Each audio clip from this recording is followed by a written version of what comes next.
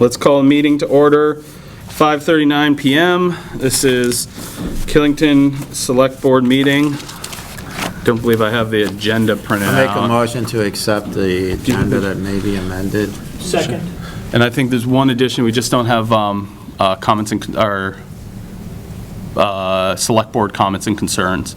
If we put that after the budget before executive session. I would like to make a change and take the executive session and move it so it explains everything.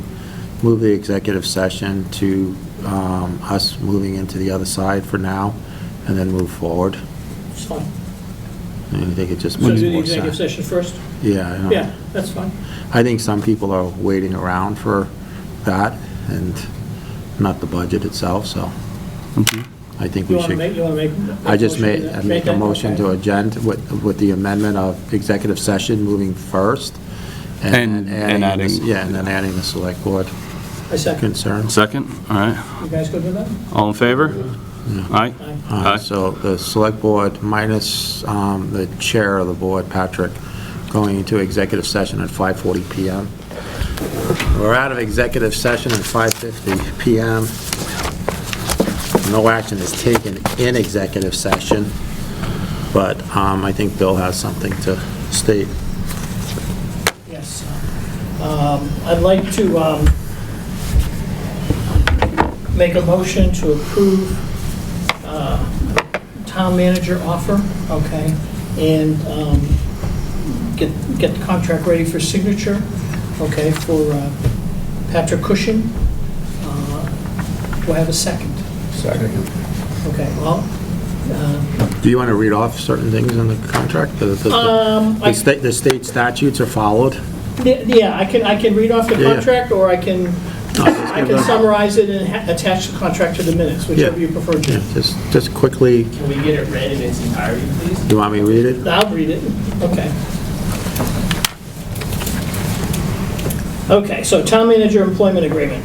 The employment agreement is entered into as of this day between the town of Killington, a municipal corporation of the state of Vermont, acting by and through its select board, and Patrick Cushing, concerning the employment of Patrick Cushing as town manager of the town of Killington.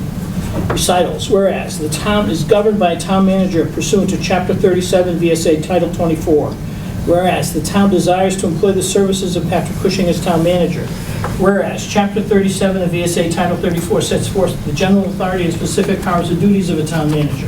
Whereas the town wishes to establish certain terms of employment which Chapter 37 of VSA Title 24 does not address. And whereas Patrick Cushing desires to accept employment as the town manager of the town of Killington, subject to the requirements of Chapter 37 of VSA Title 4 and the terms of this employment agreement. Now, therefore, the town and Patrick Cushing hereby agree as follows. Employment title: the town employs Patrick Cushing, herein referred to as Cushing or town manager, as town manager of the town of Killington pursuant to Chapter 37 of VSA Title 24. Authorities and responsibilities. A, the general authority and powers and duties of the town manager are set forth in 24 VSA 135 and 136. B, the town manager shall also have such additional powers and duties as the select board and the town manager may mutually agree, set by limitations on town managers and duties and responsibilities set forth in 24 VSA 1236. Employment agreement. A, this town manager employment agreement, called the employment agreement, includes Appendix A, contracts modifications applied to town of Killington personnel policy, and Appendix B, start of work conditions. Appendix A and Appendix B are incorporated herein and are made part hereof by reference. The employment agreement shall have a term of 3 years, and it will start on January 12th, provided that Cushing successfully completes the probationary period set forth in Appendix A. Salary and benefits. Commensurate with employment, the select board authorizes the town of Killington to pay Cushing a base salary of $135,000 annually. Salary shall be paid every 2 weeks on a bi-weekly basis, resulting in 26 pay periods per year. In the exercise of its sole discretion, the select board may adjust the town manager's salary on July 1st of any fiscal year during the term of this employment agreement. Except as specified in subparagraphs and below or elsewhere in the employment agreement, Cushing will receive the employment benefits as set forth in the Town of Killington Employment and Benefits Policy. A, Vermont Municipal Employee Retirement System Enrollment. Cushing will be enrolled in Vermont Municipal Employees Retirement Plan C, the plan adopted by 4 Killington town managers in 2025 per VEMR's. Cushing and the town will make regular contributions to the plan as specified by the terms and conditions of the plan and the Office of the State Treasurer of Vermont. Vacation and paid time off. Cushing shall be allowed paid vacations, holidays, and sick and bereavement leave and other benefits in accordance with town policies on fringe benefits in effect from time to time, hereafter fringe benefits and fringe benefits Plan A, and other leave as required by law. Staff dues and expenses, paragraph 5. Within the confines of the budget for the fiscal year, Cushing will have discretionary authority to hire staff and may incur reasonable expenses in connection with town business, such as business travel, professional memberships, and dues. Cushing shall regularly provide the Select Board with invoices of such expenses incurred and shall be reimbursed for expenses personally incurred after presentation of appropriate documentation to the Select Board. Administrative expenses, dues, and expenses not budgeted for in the then current fiscal year or which would cause the amount budgeted for to be exceeded shall require approval in advance by the Select Board. Section A. Cushing shall, when available, use a town vehicle for travel on town business. The town shall provide a vehicle for this use. However, this vehicle may be shared by other employees for town business. If the town vehicle is unavailable and Cushing uses his personal automobile for town business, the town shall reimburse Cushing in accordance with the standard mileage rate identified by the Vermont Department of Human Resources expense reimbursement rate. Paragraph 6. Termination and procedural process. The Select Board may terminate Cushing's employment as town manager for cause pursuant to 24 VSA 1233 after notice and an opportunity to be heard at a hearing before the Select Board. A, no less than 10 days prior to conducting a hearing to consider termination, the Select Board shall provide Cushing with written notice, which shall include the time and place of the hearing, a statement of the charges for which the termination is being considered, and an explanation of the supporting evidence. B, the notice shall also inform Cushing that he has the right, at his expense, to be represented at the hearing by counsel of his choosing, to present witnesses and/or evidence in his defense, and to make such argument as he deems advisable in support of the retention of his position as town manager. C, at least 72 hours before the hearing, the Select Board shall provide Cushing a list of witnesses expected to testify against him and with copies of any exhibits that will be presented to the Select Board for its consideration. D, if after the hearing, the Select Board decides to terminate Cushing's employment as town manager, the Select Board shall issue a written decision which shall set forth the basis for the Select Board's decision. E, if terminated for cause, Cushing shall not have any further contractual rights under this agreement, including without limitation, any right to compensation or employment benefits for the duration of the term of his employment agreement. F, a termination decision shall inform Cushing that he has the right to judicial review of the Select Board's decision pursuant to VRCP Section 75. Paragraph 7, resignation. In the event Cushing desires to terminate voluntarily his employment with the Select Board as town manager, Cushing shall submit a written resignation which provides the town with at least 60 days in advance of Cushing's last day of work as town manager. The Select Board may waive this period if mutually agreed upon. Paragraph 8, bonding. Cushing shall not be required to post any bond or insurance to indemnify the town for the performance of his duties as town management, as described in 24 VSA 1234. 9, revocation of town manager system of government. If at an annual or special meeting the voters of the town vote to revoke the adoption of governance by a town manager pursuant to 24 VSA 1242, this employment agreement shall become null and void 30 days after the town meeting. If this employment agreement becomes null and void, then Cushing shall not have any further contractual rights under this agreement, including without limitation any right to compensation and employment benefits for the duration of the term of this employment agreement. Section 10, performance evaluations. The Select Board shall review and formally evaluate the performance of Cushing at least once annually in advance of adoption of the annual operations budget. Said annual review and evaluation shall occur no later than the second Friday of March each year. The Select Board shall provide Cushing with a written summary of the Select Board's evaluation of his performance and provide Cushing with an opportunity to discuss his evaluation with the Select Board. Section 11, general provisions. A, the employment agreement constitutes the entire agreement between the Select Board and Cushing. Any modifications of this employment agreement shall be set forth in writing and signed by both parties. Paragraph B, the employment agreement shall be governed and construed in accordance with the laws of the state of Vermont. Paragraph C, if any provision of the employment agreement is held to be unconstitutional, invalid, or unenforceable, the remainder of this agreement or portion thereof shall remain in full force and effect. Paragraph D, the employment agreement may be executed in one or more counterparts, each to be deemed effective. An email or other such digital copy of a duly executed copy of this employment agreement shall be deemed to be the original for all purposes. Town Manager Employment Agreement, Appendix A, contract modifications applied to the Town of Killington Personnel Policy. Whereas the Town of Killington Select Board pursuant to 24 VSA 1121 and 1122 has adopted a policy known as the Town of Killington Personnel Policy. Whereas the Town of Killington Personnel Policy applies to all full-time and part-time employees of the Town of Killington. Whereas the Town of Killington Personnel Policy is enforced by the Killington Town Manager on Killington Town employees in the performance of their employment duties. Now therefore, the Town and Patrick Cushing hereby agree as follows. 1. Authority and responsibilities. The Town of Killington Personnel Policy, herein referred to as policy, is an administrative document approved by the Killington Select Board for use by the Killington Town Manager in the exercise of their responsibility as manager of the employees of the town. In matters pertaining to the Town Manager position, pursuant to 24 VSA 1233, the Killington Select Board will use the policy to provide direction and supervision for the Town Manager. Paragraph 2, modifications and additions to this policy. A, probationary period. The Town Manager is subject to the 6-month probationary period set forth in Section 4 of the Personnel Policy, modified as follows. At the end of the probationary period, the Select Board may conduct a performance review of Cushing per Section 10 of the employment agreement contract as Town Manager to determine if cause for dismissal exists. If cause is determined, the Select Board may terminate Cushing's employment pursuant to Section 6 of the employment agreement. B, vacation time. The vacation provisions of the policy shall be modified as following.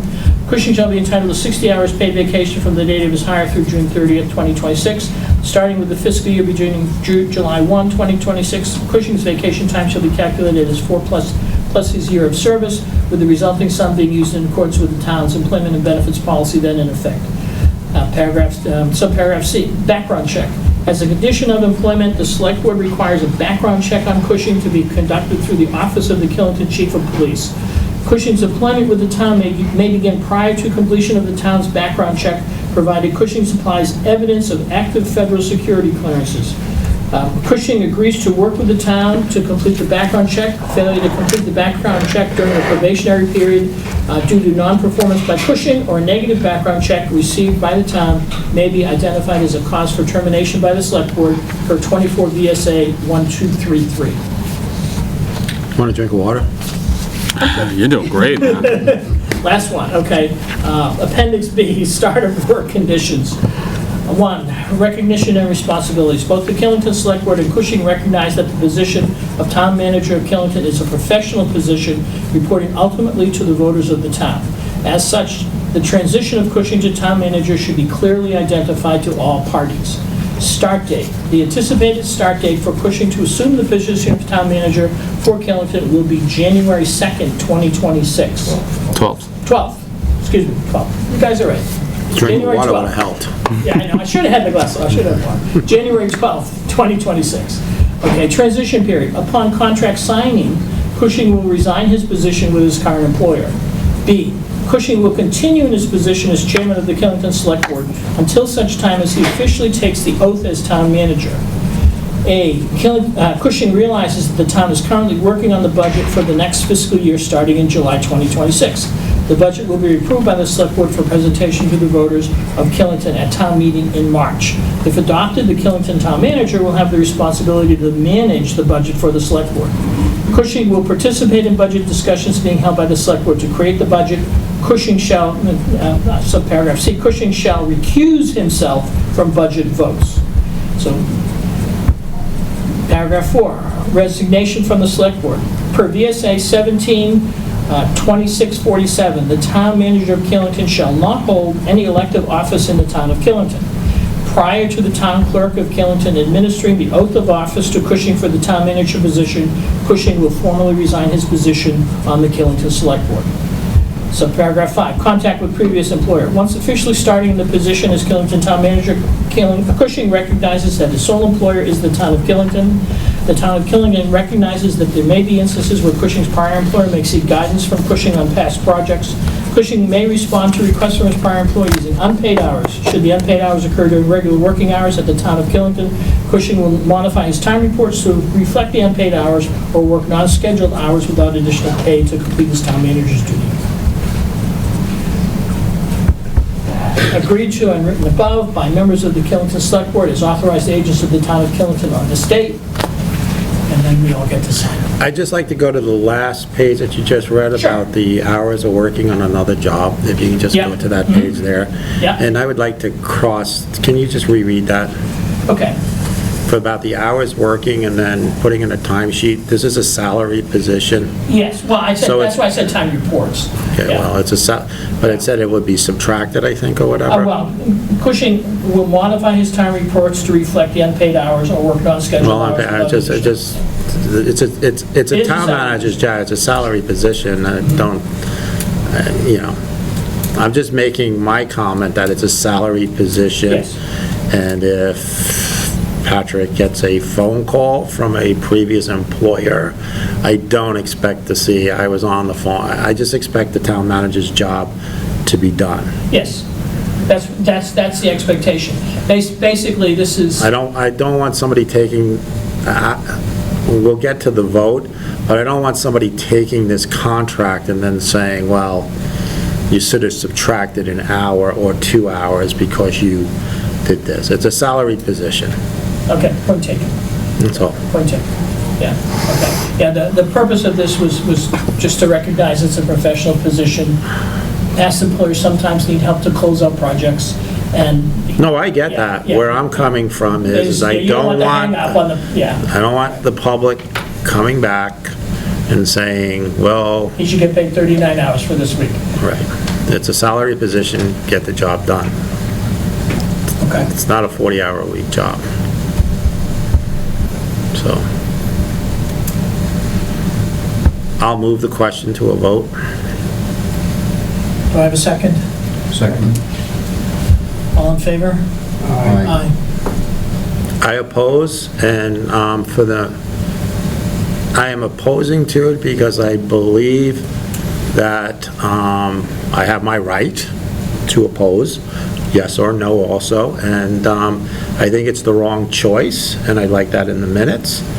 But moving forward, you are the town manager, so, it's a town manager, but I have my right to say what I've just said, and that's it. But, that's that.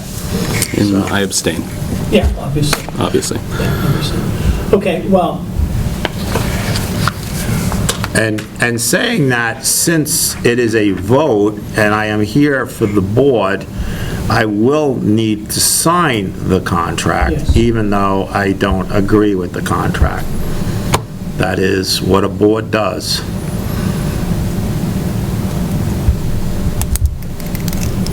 we just have to fill in some dates, and I will pass it around.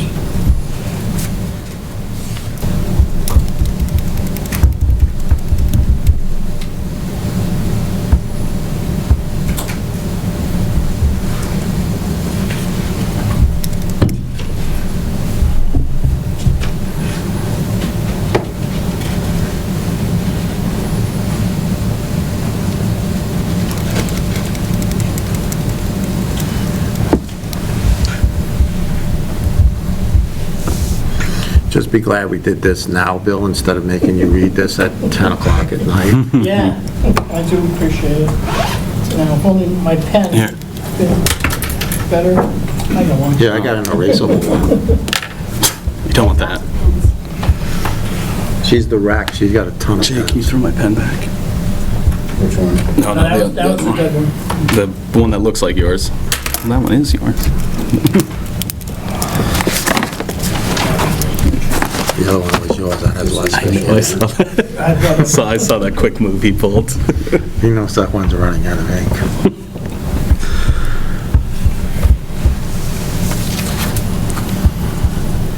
Can I see your agenda while you have it?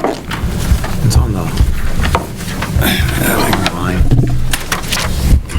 Okay, we do have citizens' comments and concerns. All right, I guess while we're signing that, we're going to move to citizens' comments and concerns. Oh, hold on one second. Oh, hold on, actually, hold on one second. All right, really, just, Yeah, let's just let's wait. just complete this. Can someone also take a picture of the signed copy before it accidentally disappears? Well, so this is what I'm gonna do here. I mean, the last contract was, signed by the last town manager, and the board all signed it, and it was actually recorded and everything else, and then for some reason, it was, lost. And I know some people claimed I lost it. I don't know why I would lose a contract that I wrote up that would have stopped everything. So, in the excitement of, I'm not leaving it with the town manager, maybe that's what happened the last time, Well, he's the not- excitement of signing it. So, I'm gonna take this thing and I will bring it into the treasurer tomorrow and the clerk. So I am responsible this time. If it gets lost, it is me. The last time was not me. Thank you. Okay, and I, just to remind people, he officially becomes town manager with the oath of office, okay? But from here on in, he will recuse himself from any votes that may occur at the select board, but he may participate in the discussions. And I think that's actually good for the town, where he will ultimately be the manager of the budget for the next fiscal year. And I will take a copy just to make sure. Of the last page. Hey, we learned from. I didn't learn. I mean, you're just like supposed to Cover you leave it to a person to bring it, and then they don't. And it conveniently gets lost. So, Finish? I think we are done. Congratulations, Patrick. Thank you. Thank you, guys. Thank you. And No. Let's get the comments and budget. All right, comments? Yes, hi, Rob Kowaleski. So effective January 12th, when you take over as the new town manager, are we collapsing the select board, or are we looking for a replacement? Basically, what will happen is, obviously, a seat will be open, okay, for the select board. The select board is by statute 5 members. Okay, so we will have a 5-member board. Okay, we had a discussion of this, and because there'll be a very short period of time between that and the town meeting, okay, we felt it was best to basically just wait for the election to fill the slot. I see. And that'll be in March, mid-March? That'll be early March. Early, okay, Yeah, early March. So it's first- always the first Tuesday of the month in March. thank you. Yeah. And January 15th this year is the 40-whatever day from the first Tuesday, That's when where you need to all get it in. petitions from citizens and people that want to run for office need to be put in. What day was that? I believe January 15th is the last day to have a petition in for either running for an office. If you, Ricky and Jay, you're both up. You will need to go out and get the paperwork from the town clerk and get the signatures again, so you can run again. And someone will have to, Patrick's seat will be up as of January 12th, according to this contract, and that seat will be open. So one of the terms is for 3 years, and one is still for 2, because that's, last year it was just for 1, so, or no, they're both for 2 years. Those seats are both for 2. And mine will also be 2. Yours will be 2, No, to run out 2. Yeah, it is, Yeah. because it's the remaining of the 2. Yours would be 2, because it's... 2 plus or whatever. Wouldn't Ricky's be 3, because what did No, no. yeah. Ricky, It'll be 3 oh, years. so yeah, okay, Yeah. yeah, so yours is 3. Ricky's and mine will be 3 years. No, yours is 2. No, 3. Okay, we won't argue We that. will settle Well, that, yeah. we'll figure that out. With a 5-member Yeah. board, it's, the statute states that there's 3-year terms and 2-year terms, and the people that ran in the June election or whatever were for 1 year and then go 2 years. Yeah, no, 1 So year there- and I then was the 2 1 year. And Bill I was the 2 year. Okay. So Ricky's seat is actually not up. No, Ricky's seat is up. Ricky's seat is up. I'm just going to tell you that, just take a look at the Yeah, statute. yeah. But I'm telling you that I truly believe that there's 3 3-year terms We'll square that and 2 2-year terms, so each year there'll be Yeah. one. I'm pretty sure that's what it works. I think that's how it is. Maybe I'm wrong, but I believe the ones that were in 1 for 1 and 1 for 2, but when they How are they come both back up, his is not up for, Oh, right, you're a regular 3 year. you're a I'm 3, sorry, I mixed and that. then yours is going to go to 2, and then the following year, Yeah. I mine see, too. I see. then I'm up for 3, and then you're up for 2. Yeah. And then the following year will be whoever got your seat will be up for 3. Yeah. And then your seat will be up for 2. And the following year would be Ricky will be 3, and Bill's will be 2. Yeah, So, okay. I think it's important to understand that one of the reasons we wanted to try to get this done before the holidays was exactly this position, because we wanted to give people time and make sure they were notified to get their paperwork in. Okay, so, we wanted to try to make sure that we got that out. Yes, I think there was a failure last time as far as meeting the required timelines for that, so yeah, that would make sense. Yeah. Okay, cool. Any other questions? So, Deb? Yeah. So, when Patrick was 5 years old, and at Killington Elementary, they had big friend, little friend, and my son Tyler was his big friend.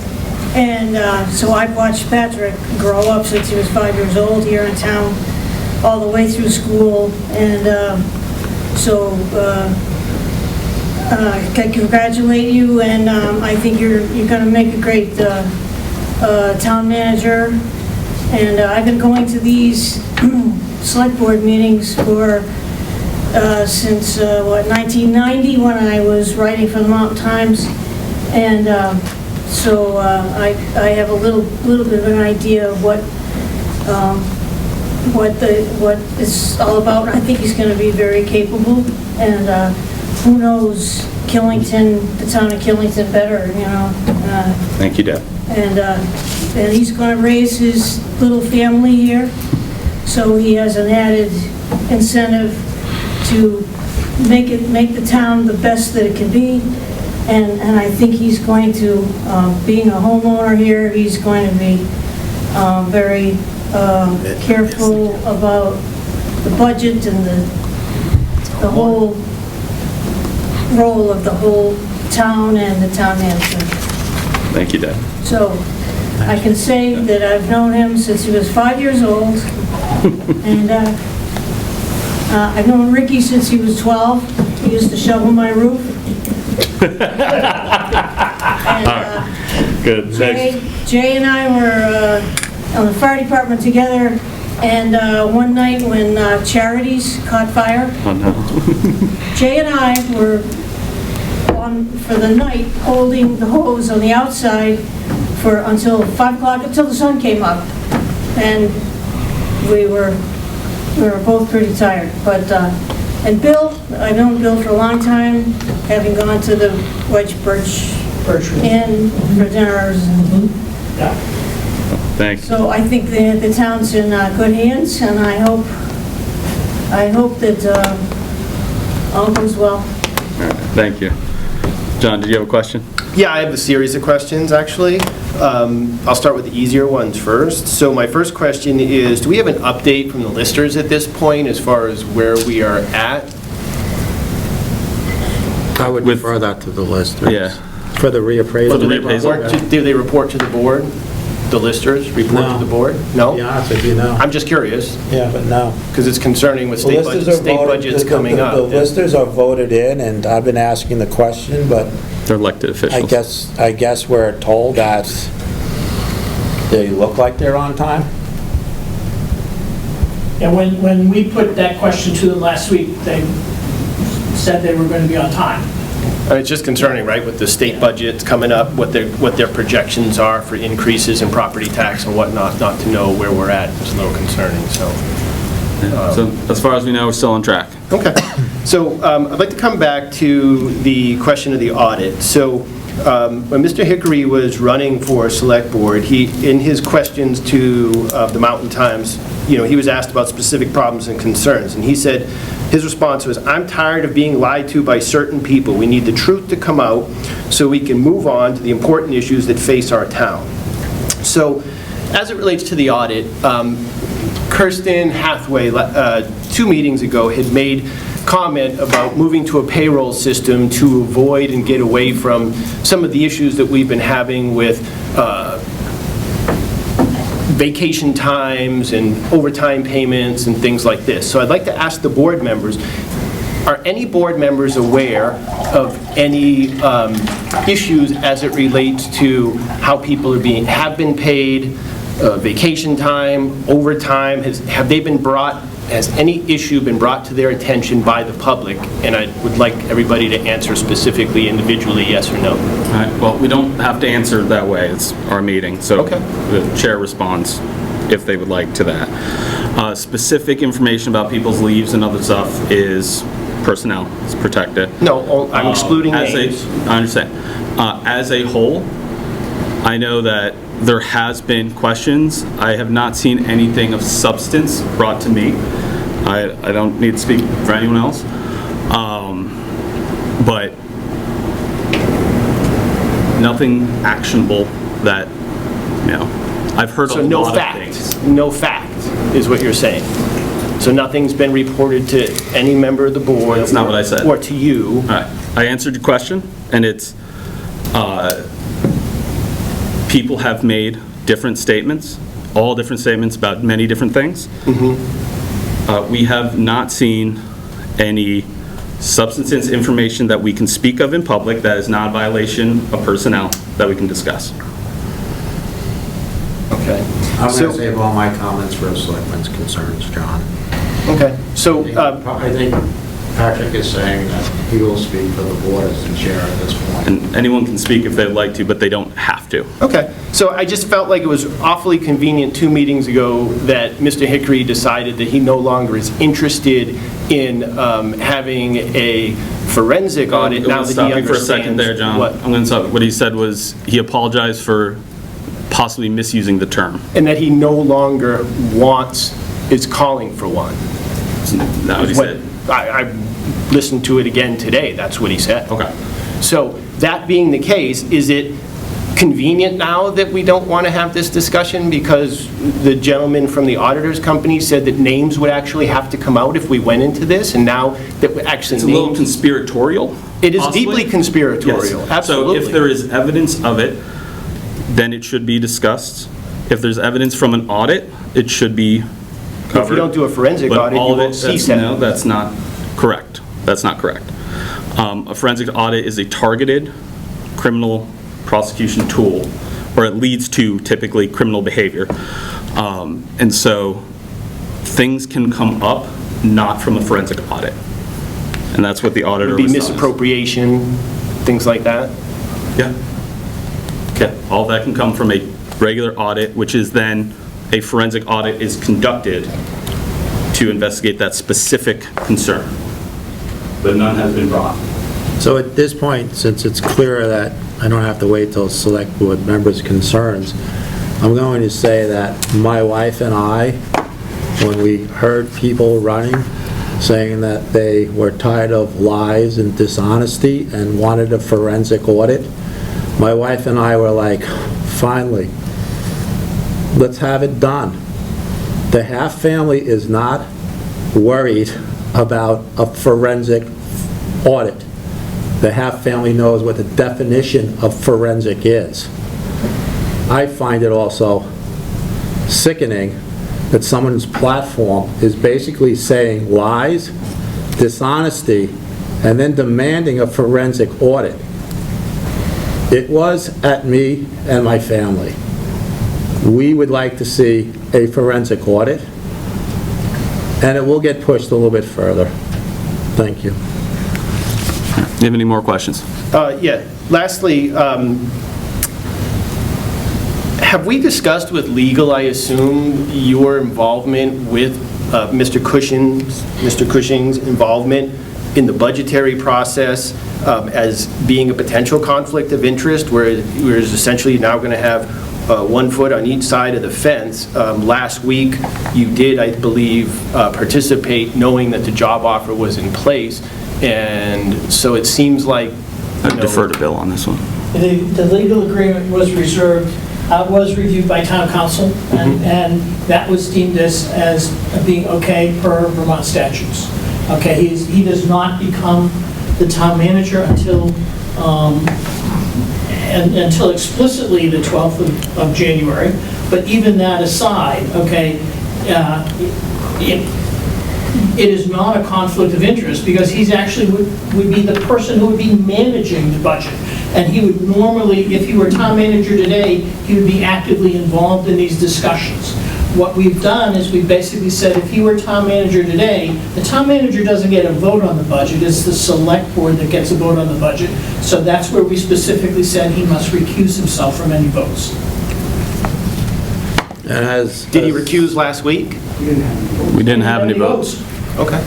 And I will step in and just say, for a group of people that ran on ethics and all this other words that they use of ethics and lies and dishonesty, that, you know, if I was ever going to throw in my name, and this is one of the reasons why I'm voting no, I would have stepped away from the board the day I put my resume in or asked for the job. That's all.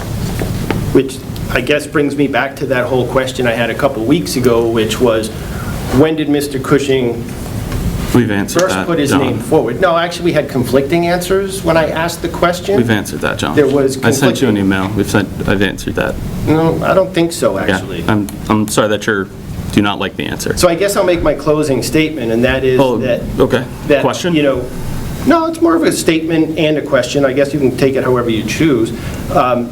You know, it's pretty concerning to come to a meeting like this and hear a board of a bunch of members who ran on all these great-sounding ideas, but then actually work in contradiction to most of the ideas that they presented in their election platforms.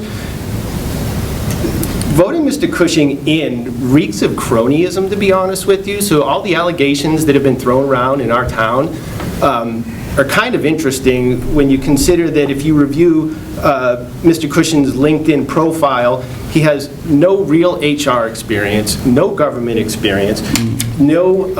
As a police officer? I wouldn't really consider that. Sorry. I wouldn't really consider that executive governmental experience in any way, shape, or form, especially at the tier of police officer that you achieved.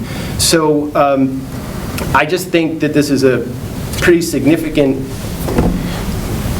issue, and I'm very concerned that the board has taken such a position to move forward when the qualifications simply do not exist. And you know, I appreciate Deb's words and kindness in speaking about Patrick, but simply growing up in Killington does not make you qualified to be the person who operates our, what, $7-8 million budget. So that's that.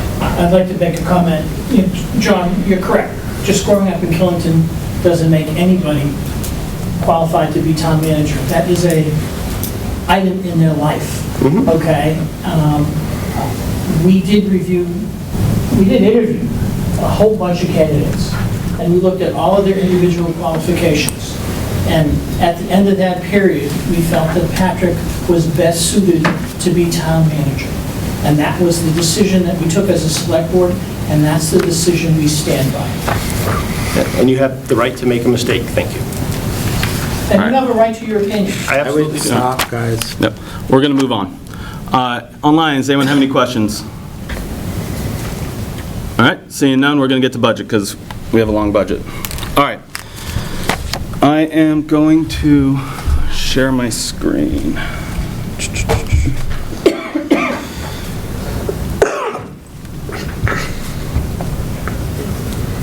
Okay. Can you get someone online? You can see that, correct? Should be able to. Yes. Says they can. Yep. What are we starting off with? I was I going have to start off with- recreation You have in rec? front of me. Why don't we do rec? Let's start with rec department. And can whoever is presenting their budgets do me a favor? I drew all of them. Can you do me a favor? Can you move over in front of the mic or move the mic to you? Because I did listen to one of the last meetings. It's kind of hard hearing somebody in the audience unless they're in front of, and at least then it will get on PEG TV. Really? All right, so we're going to start off with rec department. Just state your name and then. All right. My name is Rebecca Claffey. I am the Director of Parks and Recreation. I've put together a budget that is approximately $30,000 net over what the budget was for last year. That is coming from a few things. One, last January 15th, the budget was approved for Parks and Rec to have a $10,000 special projects line.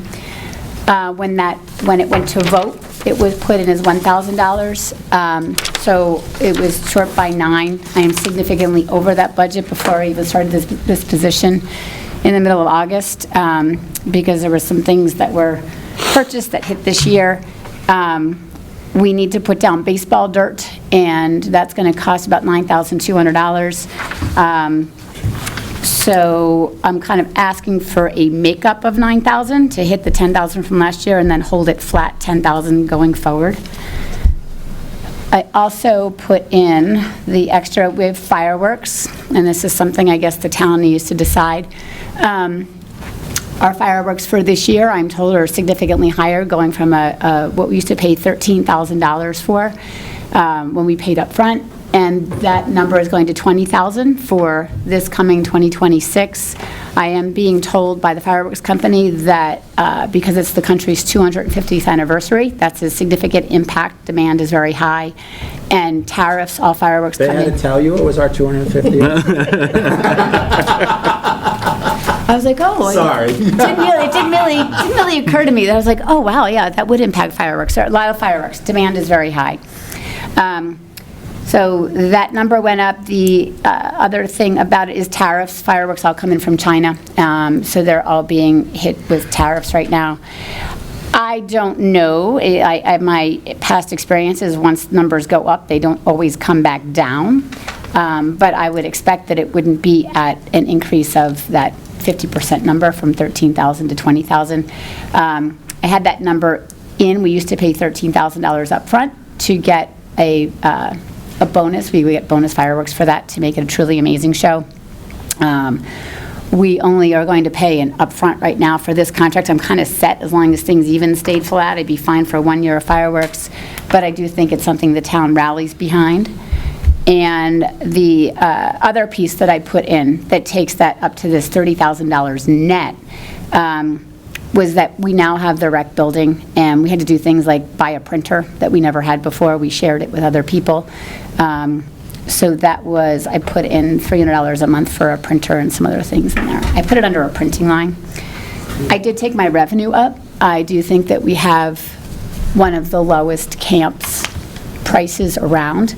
I am expecting that I can take camp up. The other thing that I am expecting, I have sponsorships. You guys will all be driving around your cars with a sponsor's logo on it. You don't know it yet, but no, I'm not really. You won't do that. But I am selling sponsorships where we have things on the tennis courts, on our buildings. Every T-shirt, every jersey, everything goes out with sponsorships, and I'm hoping that will make up some significant difference. So I did have expenses go up, but I'm also increasing my revenue, so, and overall 30,000. Yeah, I was going to say, I don't think we have a revenue line on here, a revenue page.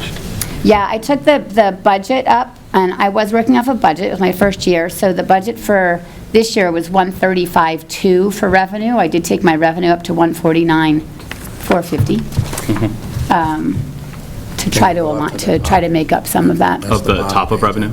Yeah. First, whatever, right there. That's what I was really looking at, line item 72. So, and a point of clarification on the 26 budgeted, this is not a cost of living the rec director is getting a cost of living adjustment as everyone else is, this number does not reflect what she was actually being paid as. So that's why the number is not showing that 3%. The 3% increase is correct to get the 63.9. Yes. But it is offset by the school, and they upped theirs. Finish, like. Sure, what I was they upped it to going 22. say. Yes. Okay, I mean, so I was looking first at, and it's a 3% increase from here, but you also are at the school, and this is the first year in many years since this program was started that it jumped from the $20,000 up to $22,000. So Thank you. thank you for going forward and asking the school to put up. And, you know, I personally think it's a great program since I'm the one that started it. And I think you were back there at that time. I was on the commission.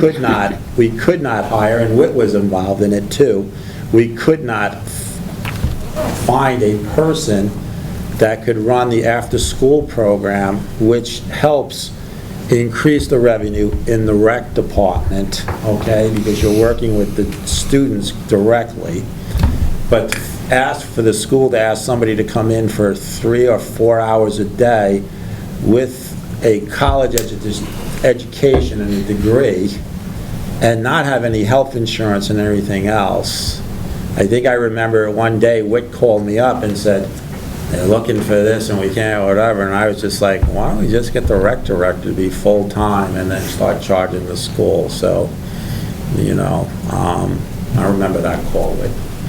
So, you know, and then we talked to Mary, and then we hired on our first rec director full-time and received $20,000 from the school, and that was like 2019?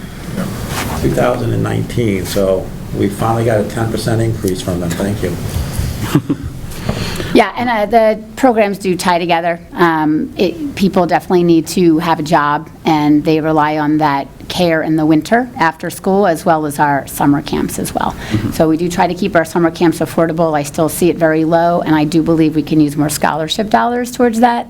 We do have a fund that we use scholarships out of, not on here. It's one of the dedicated funds, but we can use that. So I think we can take our camp rates up and still make sure that the people who need childcare are part of it. Could you scroll down to the next page then, to the bottom line for me? This part of the revenue? Yeah. So when I look at this, and I see you going from 336 to 381, okay? So you're going up approximately $40-something thousand, but you're looking at increasing revenue $14,000, and so that's 14 of the 40. You talked about 19,000 because of a mistake this past year. Well, 9 of it would be a mistake, and the Well, 10 would be to but then- hold it But flat. if we Yep. were following this, it 9 would would be be 1K makeup. coming over next. But so you're saying 10, so it's really 19 more there. Yes, true. The majority of the money is in those two line items, right? Absolutely. Yep, and I am trying to make it up, and going forward, and not necessarily part of this budget, I do think that we can do a lot more with rec. It is its own building. I think we can introduce more programs. I think we can be a big value to the community with that building. So I didn't put that in here. We'll work with our new town manager on programs going forward. So I am looking for maybe a little leeway this year to just hold things flat, except for those few things that are there. Fireworks, which I think is important to the community. I do need a printer, and the new printer? projects. We have with the clerks, not the clerks. We have with the finance director, Yeah. like outside the town manager office. Yeah, okay. But we print stuff for the school. We print, not for the school, but we print our flyers. It's big stuff. Yeah, So I you would do a have lot to of take it printing. out to Yes, get printed yes. somewhere. And we do a lot of color printing as well, and I need to be able to scan and fax and. And then not one fax, other thing scan. I noticed on here that I'm pretty sure that you did, you just flipped the counselors for Camp Rec and Trek and other counselors, you adjusted how the salaries or not salaries, the wages fell, right? Yes, Yeah. I realized, like, and I took this up, I just took salaries up overall, but we were significantly overspent on what we were spending on counselors, and we were underspent on the rec and check counselors. And there are separate lines for counselors, so there, you'll see on here, there's a line that's called counselors, and then underneath that is camp rec and check. Camp rec and check, that is actually a salary line that's specific to counselors that are rec and check. So I did take that number down, but I had to take my other counselors up. We are getting a better quality head counselor. So I took that up, but it also made up the shortfall. If you see, it was budgeted at a number, and I hit close to a 64. wash, So I yeah. literally just washed it out. Yep. So I just want to finish with saying, last year, the board asked this department to increase the rates because the board saw that we were really cheaper than everyone else. Things short of we got pushback. Thank you for us not have to asking you, because you're increasing this with more than the 10%. It's around 11 or 12. And we will advertise that we have scholarships. I do not want people to think that we're trying to wipe out people You're that still need to work. lower than what other towns. Yes, we are. We are. Questions from anyone else on this section? I don't have a question on the budget, I have a question on the process of the summertime signups and I know that's been another one where we would open it up, and I think the town of Killington's residents should at least have a week, not just a day, Okay. to register. Yeah. Fair, okay. That they get a week, they are town residents, they pay their taxes, and they should have a week, and then from there, they can be put up. There was also a program that was going on that people just sign up for the whole summer because the rates were so low, and then we were given refunds, and I do not think that should be the case. If you sign up, you sign up. And We're looking at refund policies. I'm looking at refund policies for other camps. I think I had an issue with people signing up for the full summer and then looking for a refund, partial refund, so I'm not going to be here for this week or that week. That will go away. You can't do that. You can't block out your entire summer. If you want, then you can go. We do have a 4-week rate and a weekly rate, and so you can switch that up. I don't think that's fair to do. The discount is very significant. It is for the commitment of you signing up for the full summer. So we're looking at that. There's a couple policies we are looking at, but refunds is a big one. thank you. So I would like you to look into, or maybe it's up to somebody else, I'm not sure. Instead of propane to heat our pool, I would like us to look into solar. Solar heating pool, I mean, it's in a perfect place, there's sunshine all day long there. Okay. So, We do have plans going forward that we're trying to look at a new pool, so it's very appropriate to say that. To the rest of the board, do we want, for the new projects line that's showing the 19, do we want to account for that elsewhere? And so we can show that that's still at, so like we get to next year and we don't say, oh, well, now it's being dropped down, when it's kind of a one-time, she's asking for a one-time adjustment. Adjustment. And so I would suggest that we keep that at 10,000 and then elsewhere, just show that a $9,000 line item for an adjustment, I think that makes sense. that to keep the budget cleaner. yes. Easier to understand, yeah. Yeah. Sounds good to me. So you say it's easier to understand, but then when you put it into another line item, you're creating another line item in NIMRIC. Well, we're going to have to note the budget so that it can so that people can understand it. I personally would just leave it at 19,000, Yeah. note that there's a 10,000 or $9,000 makeup. Could do it that way, too. Instead of creating another line item in NIMRIC that nobody Just- understands. We just need to note it. Yeah. Right, it just needs to be noted so that we So that when understand. we get to next year, we don't say, oh, why is the select board reducing the rec budget by $9,000? Yeah, congratulations, you reduced the budget. No, you really didn't. Somebody Yeah. looking to come in. Yeah, no, it is. I would hope that the rec director and the town manager presenting Yeah. the budget next year already has that. Would have to remember that. On them to Yeah. say. Noted. Yep. Yes. Thank you, John. And I think I had a question from the audience. Is there a question? From Whit. Audience. I said a suggestion, another way to possibly offset the firework thing. I know the fire department, 4th of July fundraiser, they have a foundation now. So a lot of those profits from the 4th of July celebration are going to this foundation. So I maybe reach out to them, find out I'm not sure who's in charge of that, but it might be able to get a significant donation from them for the fireworks. Or in the past, I think with the fire department having the 4th of July picnic, some of that money was split between that whatever foundation now and with the rec department. Yeah, shouldn't all be on you. And it shouldn't, you guys do a big job on that 4th of July party. I know you've got that big sign looking for raise $7,000. I think they raised... Hands. 15-ish, I think. 15 something. Yeah. I think at least a third of that money should be coming over to the rec department. Sorry, that reminds, is you received the funding for the $30,000 grant. Yes, There is a match. yes. What is it, how much is the match? Is it 5, a little over 5, 5,000? That's yes. not in there. Are we accounting, where are we accounting for that? And That's in the general fund. that's in yeah, that's coming out of not rec specific, or rec specific, maybe it's coming out of our general But fund do we stuff. do we have that accounted for anywhere? Well, there's a dollar amount in there that we counted, so I'll find out where it was. I would have to look. Okay. I'll find out where it Thank is. you. Because I do believe some of that might actually come out of this year. We might have had some stuff that we're able to do. We can roll. Because the goal is, what Patrick's talking about, we had a $30,000 grant to investigate what the community would want to see if we made that building a community center, and how would we use it? Like, how do we need to change it from an office building?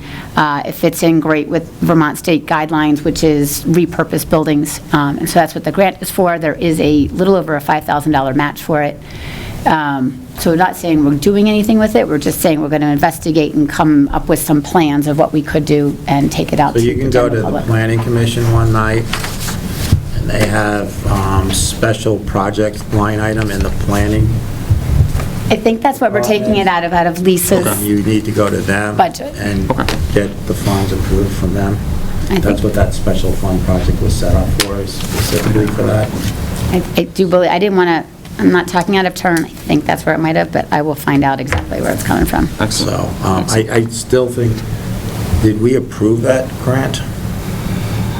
Applying for it and all that, yeah. Yes, because you approved that we were going to apply for it with yeah. the, So now we've received it. and then it just was assigned, but because it was Assigned, already but we haven't approved drawn. we came to select board. Just to keep it straight, that the board approves people to go forward for a grant or whatever, and then when it is finally approved, it's supposed to come back for approval to move Yes. forward. Yes. So I don't think we've done, We haven't done that part. we need, I Okay, will vote yes, but I'm just saying Okay. to make it so it happens, and then that's where it would be checking to see, you've got $50 million worth of grant. We just say yes, yes, yes. If we Yeah. don't know you're going to get, we're not going to stop you from applying. And we also- But when you get it, we have to make sure the money is there. And we're going to set aside the $5,000, for instance. Whatever it is. Whatever the match is, yeah, we're going to set it aside. Let's say Yeah. the special funds is no longer has any money in it at some point, then okay. you have an unfunded line item, but the money is there for now. I'll talk to getting on the next agenda then. Yeah, okay. But just keep that in any grants that, the same thing with water or anyone else, when you apply for these grants, the board says, yeah, go for it.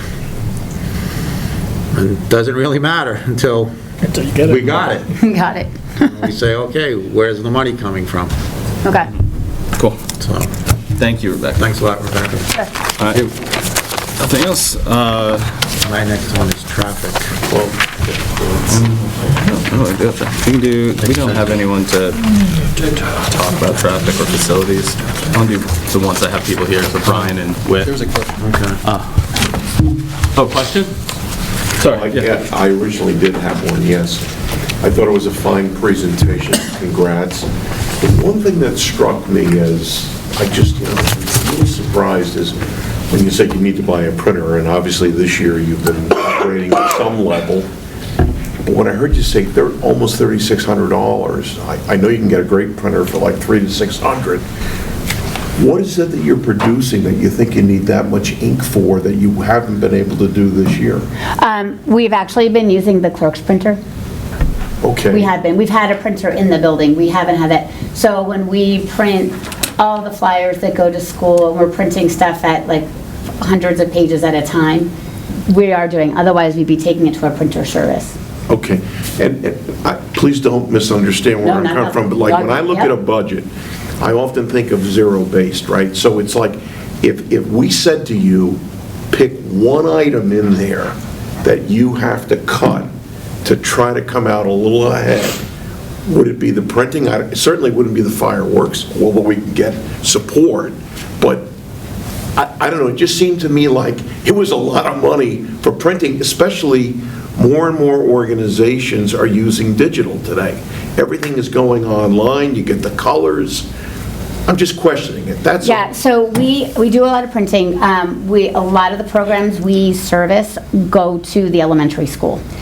There are people that read emails at the elementary school, and there's a lot of people that don't. They need that piece of paper in their backpack. We don't get the basketball signups or the hockey signups And the without piece of that paper, if it was on colored paper and it was black and white print, that wouldn't suffice?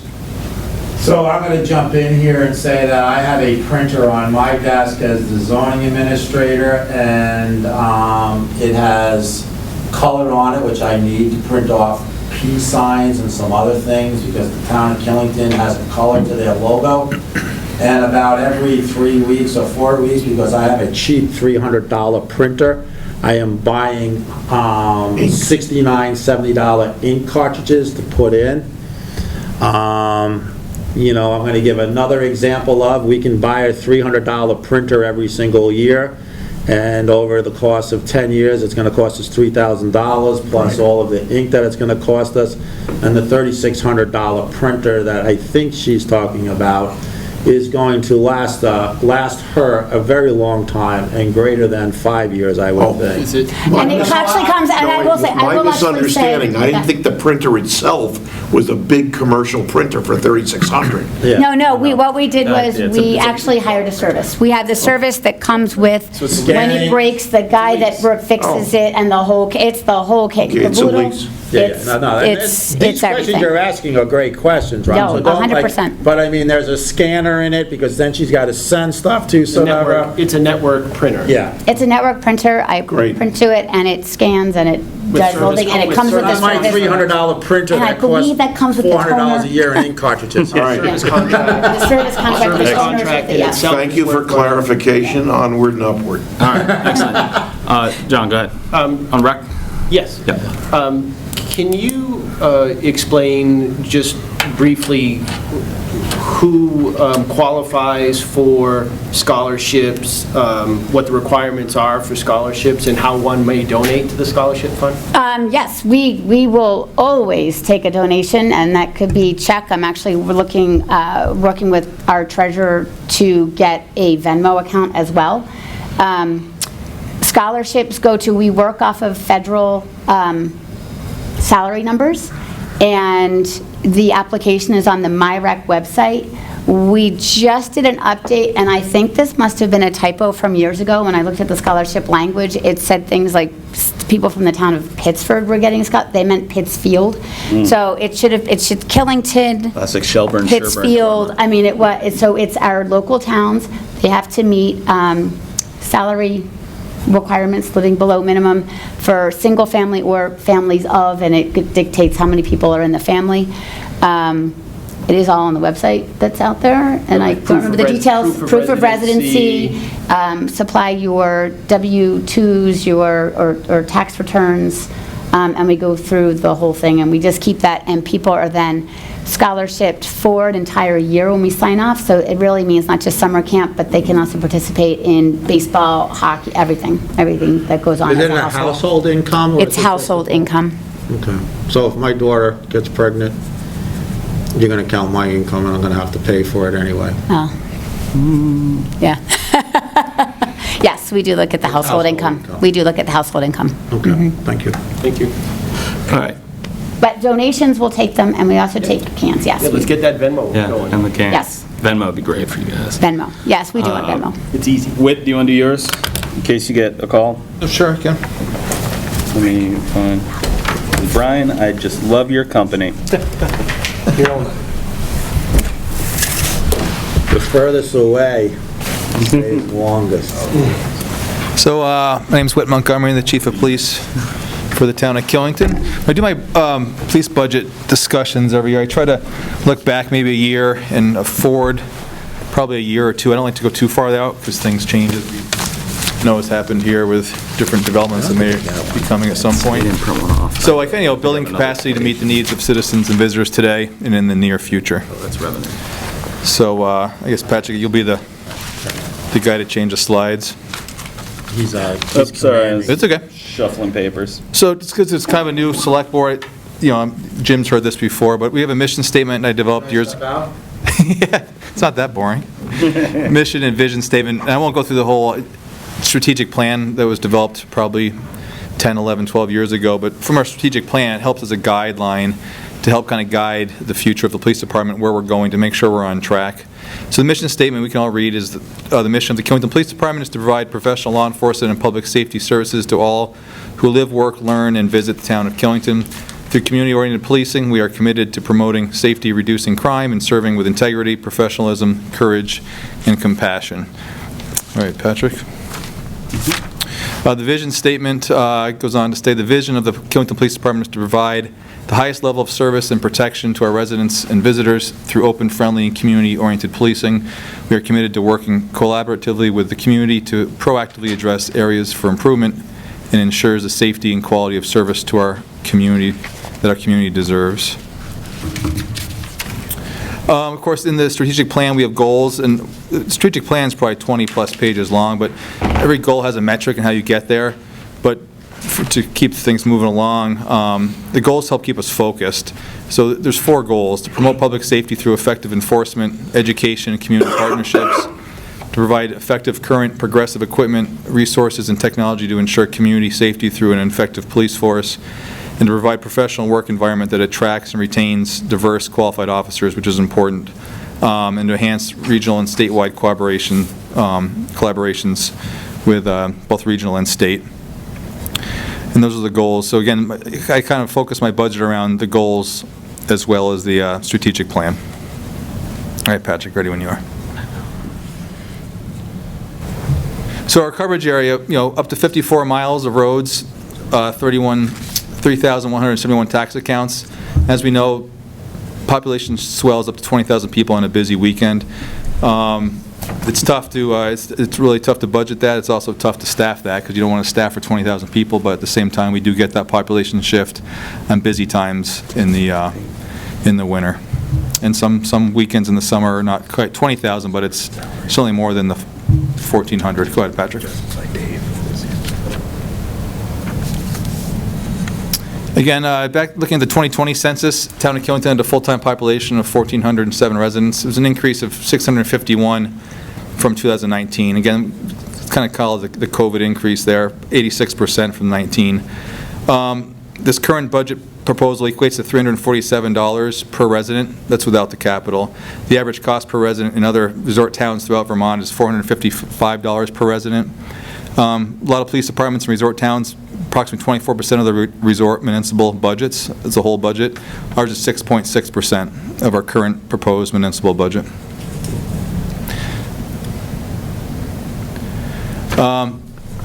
According to the Bureau of Justice Statistics, New England communities with a population, they didn't go lower than 2,499, average about 3.8 officers per 1,000 residents. And again, this is where things become tricky, because again, we might have 1,400 residents. Again, our population shifts, between employees, businesses, and vacationers, well exceeding that. Case volume, as you can see, 2019, 683. Again, COVID years, a little less, but we're, as of the 20th of December, we're up around 1,420 cases. That does not include the phone calls into the service. Those are just strictly cases that are generated in our computer-aided dispatch system. And again, it's an increase of it's going to be more than 150 probably from last year. So we're increasing with case volume. Each one of those cases potentially could take an officer off the road to investigate, write a report up to 3 days, 4 days, 5 days, sometimes off the road, if not longer. Calls to the office. You'll see kind of a high in 24. That's what comes into the answering service in the office, over 1,400. It's a little less this year. One of our officers off the road. She is on light duty. It's probably going to be up to, when it's all said and done, about 12 months. So she's been in the office for probably close to 4 weeks or more now, and she enables her to answer the phone. So a lot of the phone calls, when we're out on the road, she's able to pick the phone up. So you're going to see actually a little decrease probably in the answering service over the next 12 months because of that as well. So total, again, this year's numbers are, we still have about 10 days left at the time when I did this. So case volume total, close to 3,000. Last year, we're going to be right around the same, 2,640 right now. Over the rest of the time left in the month, you're going to see that up around the same as last year at least. Is it okay if I ask a question? Absolutely. So, You want to get arrested? no. But curious about the cases. Sure. What do you attribute the increase in cases? Are there, what particular case, what reasons are the cases? What's going up and why? Twofold, if not more than that. Mental health's become a big thing over the years. That's certainly driven our cases up, which takes a lot more officer time.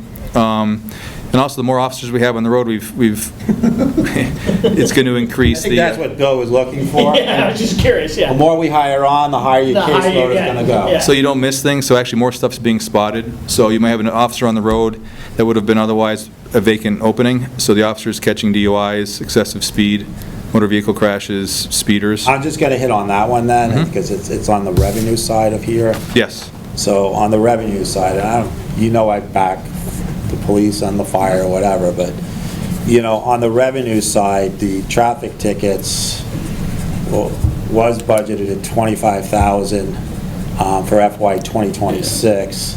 And, we are not here to encourage revenue from speeding tickets, okay? But when I see it, and this is the thing, like in the board last year, I put it at $25,000. I don't know where we're at this time or whatever, but the average ticket is like $135, I think, that goes out. So that's about 150 tickets for speeding or whatever. And when our citizens are yelling and screaming, I just think that line item should, and I think there's enough appetite out there for the police officers that are being hired on to, since they're out there more, to, like you had said, we are not targeting speeding, but if we have more police officers out there, it creates a greater case. And I just think that I don't know, if I was a cop I think I could give 75 speeding tickets out every single month. I really do. If you have not, I guess you got other calls. Yeah, well, Probably, one call takes you off the road for a week, potentially. But also, just so the community knows, the town does not get that whole ticket. The town gets a small percentage of that ticket. The state gets the rest of it. on our own road? Yes. What's the percentage? I don't have that number. I can get that, though. I thought we were more like we got a low percentage when we were on Route 4 or Route 100 of a state road. Yeah. But when we're giving tickets out on our own, I believe it was higher. That's what we've been told. Well, we don't get the whole amount, though. Yeah. It's a percentage okay, of so that. 60%, 50%? Probably closer to 50 or less. Okay, yeah. so.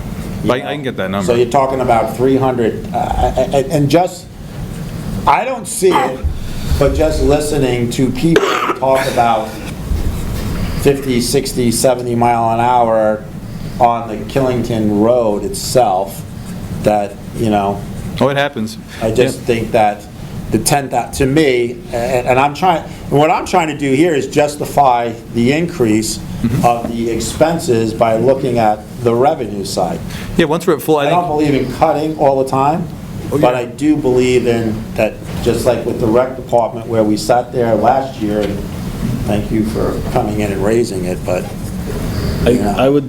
I would say we do want to be careful about counting on revenue from the police, because that's not a good way to look at how you are using your resources. The police department's not a money-generating place. And so if you want to increase in traffic, that's one thing, but to say, hit this number, when I do remember last year that 25,000, I believe you brought something closer to 7,000. Oh, yeah, it's still, so it's a rolling, by the time we get lots of people fight the ticket, it could be a month, 6 weeks, or longer, and eventually gets to court. So there could be, you'll see the next couple of slides, our traffic stops are way up.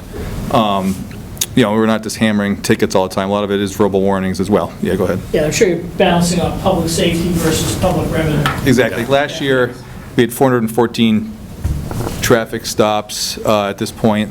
This year, we're at 470. And all I'm getting at with here is, I'm seeing an $86,000 increase in expenses, and I'm seeing a $15,000 decrease in revenue. And that, I'm trying to be realistic. $100,000. Yeah, I'm trying to be realistic. What it, again, I'm seeing an $86,000. police departments have not normally been a revenue driver for communities. Really should not be looked at And I'm that. seeing revenue going down to $39,000 from $54,000. Oh, because of this. Well, whatever, that's. Well, again, what I'm I would seeing. argue that 25,000 is unrealistic. Yeah, and I would say touche. That's what some zoning administrators, when we get around there, would say too, that we're not here for revenue, but it's enforcing regulations, and I get it. Oh, we could, yeah, with the right fully staffed, certainly there'll be more officers on the road in order to make those traffic stops. We do need to be a little careful. We don't be revenue driven as a police department. But again, there'll be, if we have the proper staff, we can be able to staff up. You will see that number go up just by more time there's an officer on the road, the more traffic stops are going to happen, the more crime is going to be seen. So maybe that will go up. And then, do you guys have any questions on this? Well, I don't think we got, he's more. Okay, I'm sorry. Oh, yeah, I was going through, again. Like you said, I've seen it all. Yeah, you've seen this. Yeah, so traffic stops. There's warnings versus, again, we're not, depending who you talk to in the community, some people say we're writing everyone. No, we're not. We're about 50%. That's pretty good. Tickets versus warnings. Do you know off the top of your head, civil other? Yeah, so civil's probably something like driver's license suspended civilly. Okay. Do they get a warning? Civil, no, it's a ticket. They don't have a license, they can't do anything. You don't have jurisdiction on them. Top violation code, so SL1, that's kind of based on speed. SL1 is usually up to 10 miles an hour over, SL2, 11 to 20, and so on. VNI, VIN, expired VIN. No registration is dark blue, or is light blue there. Insurance is dark blue. SL3 is, as Jim pointed out that speed earlier, that's going really fast. So it kind of gives you a breakout, kind of the top 10 what we're doing for traffic enforcement. SL2 is the biggest driver. It's, again, 11 to 20 miles an hour over. Now, the officer may drop that down to write a ticket for up to 10 over to save the person a couple points, or a point and some money. So, but those are kind of the biggest drivers for the traffic enforcement. So it brings me to Killington Search and Rescue. So KSAR, as the Select Board did a couple years ago, voted to bring KSAR under the purview of the Police Department.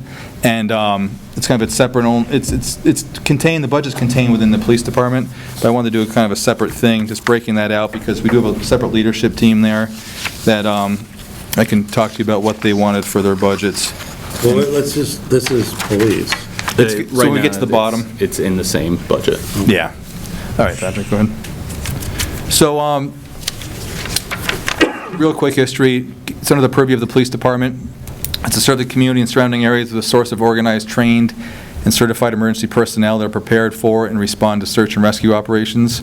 It's to provide the community with a source of education and outreach programs for information and instruction in areas related to search and rescue.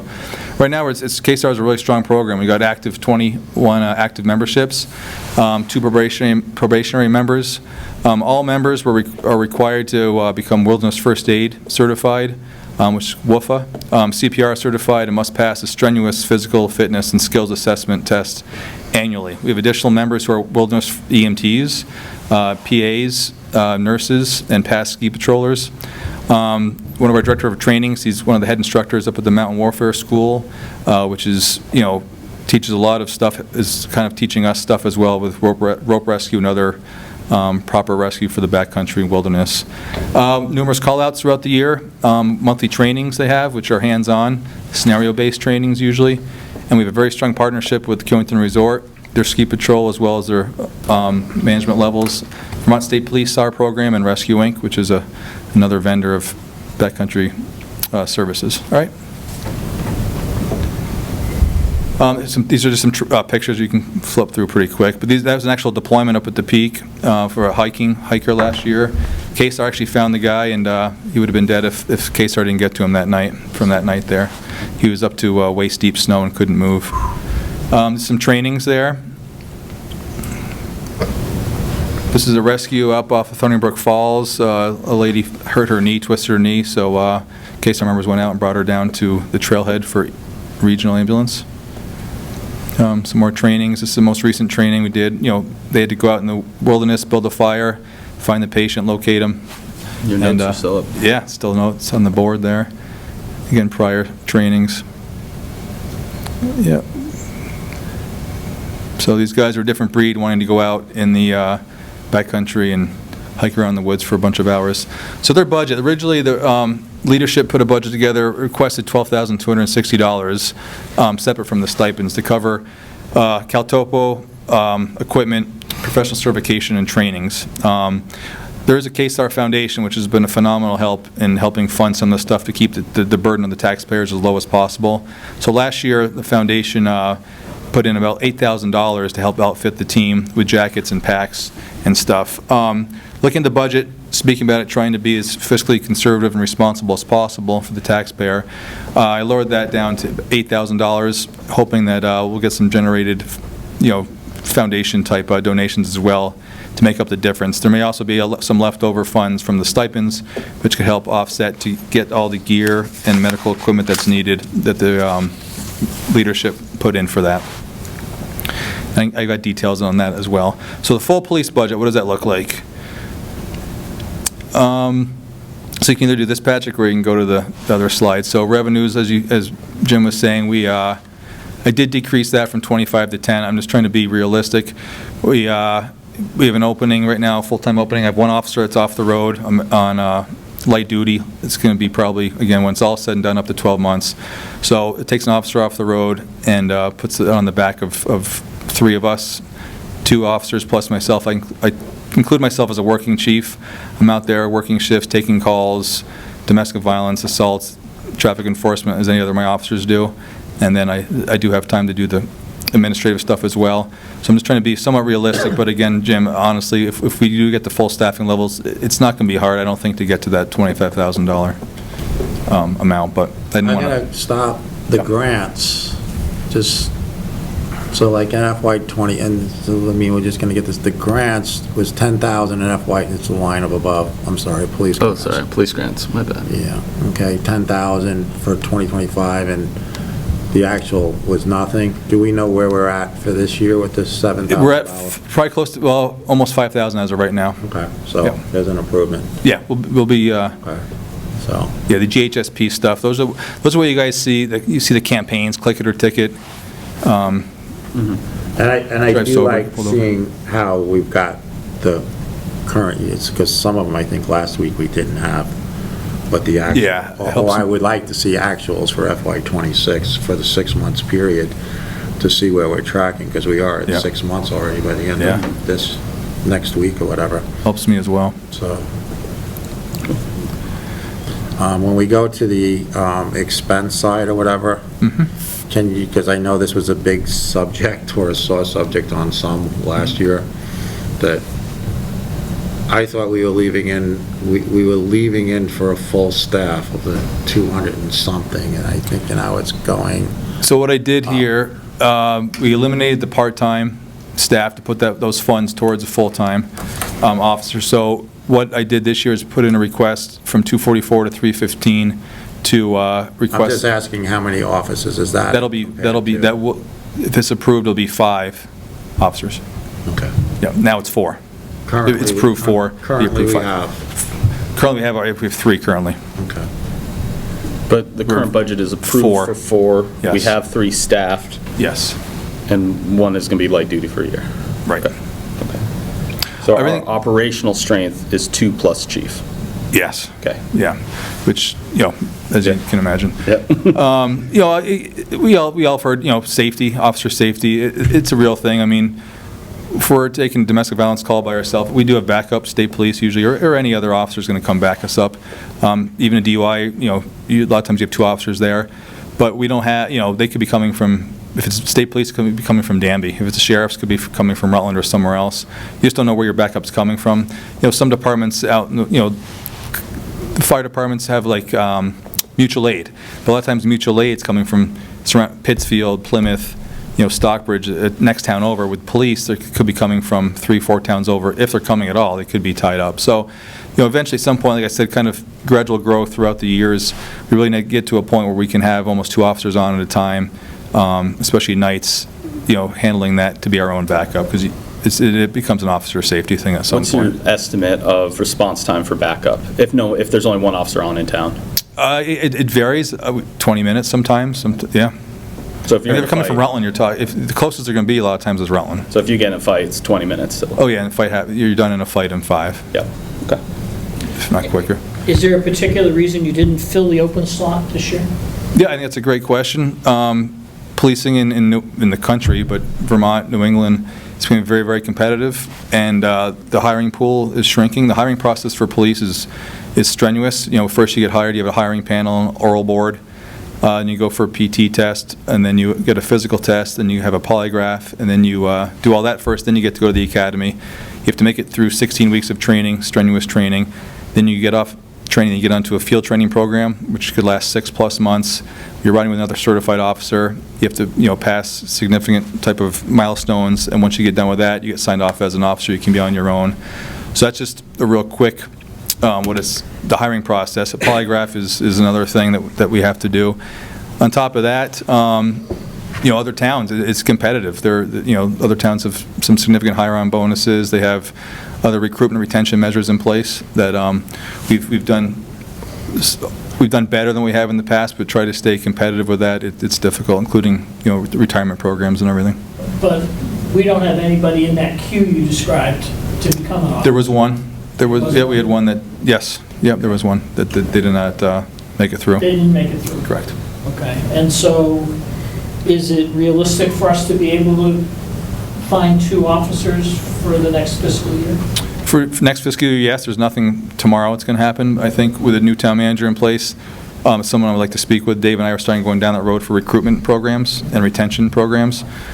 It's a great place to work, but there's some little things that I think PDs are doing that we can do. It's not going to bankrupt the town by any stretch of the imagination, but we really need to do to help recruit that. And with a new town manager, we can work on that. Is that in the budget? There's money in the budget to do some of those things. VEMR's is one that I mentioned to Kirsten, so the VEMR's retirement program from B to C. But that's not part of this budget. You got to be very careful about that. Well, we did, from looking at it, we did know that is the one that is designated for police. Yeah, okay. But right now, in town, they are VEMR's B. Beamer's B, yeah. I guess the question would be, I take it you're in for 5 officers for the year, correct? For this budget would be 5 officers. Is it more realistic for a budget to actually put in for 4.5, figuring your hiring cycle? I'm just trying to look and see where the money is. Yeah, I mean, if there's a way to- Half of officer salary and apply it to some other item? Within the- Police or elsewhere? Yeah, if it's within the police, certainly, it depends, I guess, if the board or town manager is kind of a bottom line. Obviously, I always want to try to be as consistent as I can with each line item. Sometimes there's been past town managers or boards that have been more of a bottom line type. Yeah, I'm not trying to take money away from you, I'm trying to put realism to your hiring process, because in January 1st, we're not going to have 5 officers. I mean, maybe you have to hire some temporary officers for somewhere else to... Well, he better not have 5 officers January 1st, because he only has 4 budgeted for this current year till July 1. Well, okay. I say correct, you know what I mean. Okay. So I don't, if there's money that we don't spend, I've never gone out and spent stuff like, there's been years past, and Jim's been on the board, there's been $100,000 sometimes that I'm under budget on. So I'm not going to go out and spend money on anything we don't need just to spend the money because it's in the budget. So if we don't have an officer after July 1st for that 5th spot, the money's going to be there probably at the end of the year. Okay. I'm just, Bill, are you playing around with the idea of like, if you don't have two lined up to onboard in parallel, then there may be 6 months worth of salary dollars that could be used for retention or for other. it could, Yeah. right, basically, like, we're allocating it for salaries. Right. But if we realistically can't Right, so if you're get saying to if you that do number. 4.5, you take okay, that half and put there in might be another. other programs that we could allocate half of that officer to, okay? Oh, do you mean, so having a body but have them part-time police, part-time Well, I something mean, else? for instance, do we need to hire, Public works. special, well, you could talk about other departments, but we're talking about public safety here, right? If we really need 5 people, but we can't find 5 people, Right. do we take half of that and hire some part-time people for peak hours or something like that? Like a part, Yeah, I don't know, I'm just trying to say if we, Right. What I can want to we make sure get? the budget gets into stovepipes that. Yes. That, Yes. you know, that we're looking at what we actually need versus what we hope we'll get. So one of the things we've done last year, for example, was there was money not spent on one of the openings. So some of that money was taken and put into a hiring bonus program, Yeah, okay. which did work. And we have a new officer who's a retired state trooper for 26 years, Mark Buzzy, who's on board now.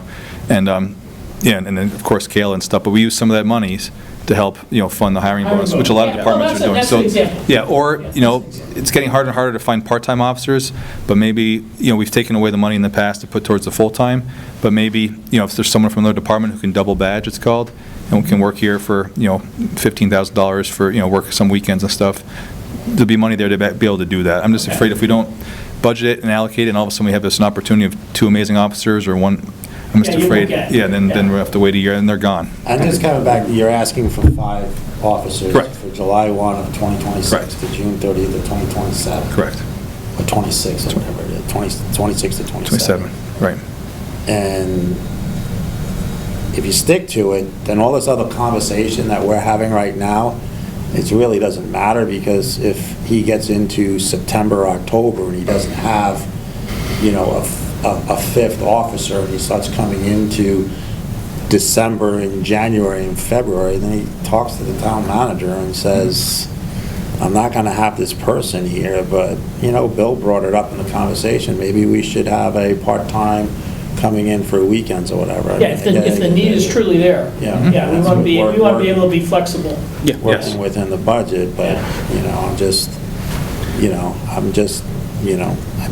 I don't have a total on this budget yet that we're going to, because we're doing all this other stuff, and, you 4 came in, and you're gonna save this town a shitload of money, and I did say shitload of money, and I think there's a large increase coming, so I'm sitting back and watching how we're gonna do it. Well, why don't you be an active participant? I am. I've thrown some things in, and, All right. and I'll continue to throw some Any, stuff in. but is The It's rest not of as this, easy as when you're running to say. the rest of this, the rest of the stuff is, there's no fluff in this. It's, the rest of it's, is just increases for example, software licensing. Went from 9.3 to 11. That's true cost. What is software licensing? It's our software for our policies called Power DMS. It tracks all of our policies when they're reviewed. All the officers have signed off on them. In the police world, as we all know, policies are pretty much, you live and die by policies. Also, our body cam software and cruiser cam software for the cloud-based storage. It allows us to do redactions as well as store all the cloud-based video, and that's. Have you used that body cam footage in cases? Yeah, we always have to turn it over to defense and state's attorney. Okay. And we've had to redo redactions and all That's that awesome. fun stuff. I am kind of surprised that the vehicle repair and maintenance is so low, because We've had to buy snow tires and stuff like that, and $3,000 doesn't get you very far. No, they're newer vehicles. What I've done over the years is I'll run the winter tires for a full year, or possibly 2 years. Yeah. So you have a significant savings instead of switching back and forth, back and forth. They're not studded. Well, I just said, I know things are getting, I used the snow tire example as things are getting expensive. Oh, yeah. But I think your police vehicles are, in general, more than a couple years old now, too. Yeah, the 2022s, a lot of stuff's been under warranty, luckily, but I try to, stick to that $3,000 mark. Again, once they start getting older, we're gonna have to increase that. But again, you're right, the tires alone are $1,000, plus $1,200 probably for 4, so, but a lot of times we'll run them for a full year, one set, if not longer. Cool. Any other questions from anyone? No? Question from the audience? Andrew? Yeah, Andrew Geda. I'd like to comment something. And I brought this up multiple times to the previous select board, and every time I hear the police chief comes up and asks for more money for more officers, and every time we're telling him, sure, we'll do it next year. And I've been hearing this forever. I've mentioned before where I sit at my office at 405 Killington Road, and I look at the sign, the speeding sign, and I've mentioned before, I've seen 55, 65, people are flying, right? My neighbor, Judy Ann, walks her dog. She every other time she says she almost dies on that road because people are speeding. I know there's no walkway, it's gonna happen, but still, it's nice to see police officers on this road policing, doing the job. And yet, like last meeting, 2 meetings ago, it was not on the agenda. The fire chief comes up and says, yeah, I'd like to talk about my truck for $60,000, and select board approved $94,000 truck. So, I believe, we should kind of treat everybody identical, like police department, fire department, and if we're giving one department some extra money to spend, we should give our police more. And I believe we've been switching fire chiefs like gloves. 6 months, 3 months. Prior to that, when Gary Roth was running the town, or Steve Feiner, our department was volunteer department that cost the taxpayers way less money and was run way more efficiently. I believe Witt is doing a great job. He's still here. Like Bill commented, how come your trucks are not breaking down? He is running it as efficient as he can because he's a businessman. He knows how to run his department. And I don't think you get enough credit. Thank you. And I believe I echo that, I'm sorry, but it's clear you have a vested interest in the town, and the way you're managing this, it's very admirable. Appreciate that. and we feel safe here. Thank you. Obviously, we feel safe. Our kids can walk safely. We don't have to worry about stuff, but people are I getting believe killed we on need the to have a roads. little bit more help around here. Thank you. Thank you. That's what he just, so, Whit. Yes. I'm just gonna go, the boards and the previous boards have backed you on hiring. The issue has been that it's tough to hire officers. If we look through your budgets for the last 5 or 6 years, you have been under budget by $100,000, $150,000 at times. You have. I've been under And that's budget. because the money has always been there from boards to do hiring. It's just not lucky enough. You're not getting the luck of the straw finding someone. That is not the board's job of hiring your police staff. That's your job. And once again, here, I think we went through this budget, and they're saying, you're asking for 5. Yes. Nobody's saying no to 5 at this time. All Bill is saying is what is the cost of hiring someone? And maybe you can say it's 4.5 or whatever, but he's not saying you can't hire. Not at all. So, and then when we mix up, for people that aren't on the board, but we want to come in and mix up people's minds or whatever, the fire department has a capital fund that had some $500 and something odd thousand into it, and the purchase of a command vehicle falls within that budget. You have a capital fund line item too, correct? There is, yeah. To replace your vehicles when needed. Okay, so I would like to, when you come in for a new vehicle, I will treat you the same way that I treated the fire chief and the fire department, asking for a capital budget item to be approved when there was clearly 5 to 6 times more in there. So I appreciate, and I think you know that I appreciate the police department. Well, no, I think the select board does. Some of the roadblock last year was a recruitment retention program, but that was the prior board and stuff, so we can move forward from that with a new town manager and focus on that. That'll. Prior board, but there's one still standing here. Right. Or sitting. Yep. That was not protesting against it. Oh, yeah, someone asked the question, so that's what happened a year ago, but moving forward, yeah, I've not been beat up by. Yeah, I agree with Jim, okay? So my question on salaries and stuff like that, Yep. you think you have the workload for 5 officers. Oh, absolutely. Please get 5 officers. Yeah. Or get the equivalent with some full-time officers and some part-time officers or Sure. some officers from other departments. Oh, yeah. Okay, because, I mean, you got to manage the workload, I think. did you Andrew's put a- right, the town feels safe because of the work you're doing. Thank you. Okay, and you need to make sure you're staffed appropriately. And what I do, with the stats, we're stat-driven, we look at stats, so you're absolutely right. We certainly have the workload for, we're not going to go crazy, but when you have 10,000, 20,000 people up here and you have 1 officer on duty, that's a tough ratio. Is your, the hiring and retention, is that built, where is that built into here? Is that built into the salary line, or? Some in the salary line, yep, some based on the hiring levels and yeah, how many officers we have coming in. Okay. But yeah, there was It's not like a separate line? No, it's not a separate thing. Right, okay. No. Patrick, quick comment too. You want to finish up what you're saying, yeah. 'cause then I got Kirsten too. Yeah, so, why don't you just share with the selectmen what happened to the previous police officer? Where did he go? I believe our salaries are a joke, and that's why we cannot retain people. Because the previous policeman went to work for GE, is that correct? Yeah, that wasn't, in fairness to him, or us, me, all of us, he got out of law enforcement altogether. He had been Vermont Drug Task Force for 10 prior years, then he went back on the road with us, and he got out of law enforcement totally. He just wanted a change in life. But you hear more and more from other officers that, this job that comes with a risk. Oh yeah, it's very competitive. It's not paid well enough to retain the position. That's all what I just want to Yep. tell you guys, that And our salaries- policemen are same as fire department, they're all risking lives, but I believe if you look at the numbers and ask people, why won't you stick around for longer, they will all tell you, I'm sorry, we got offered by the other town more money. That's where People are poaching all the time. Yep. Yeah. But we're getting better with the salaries, so you know. Thank you. Kirsten, go ahead.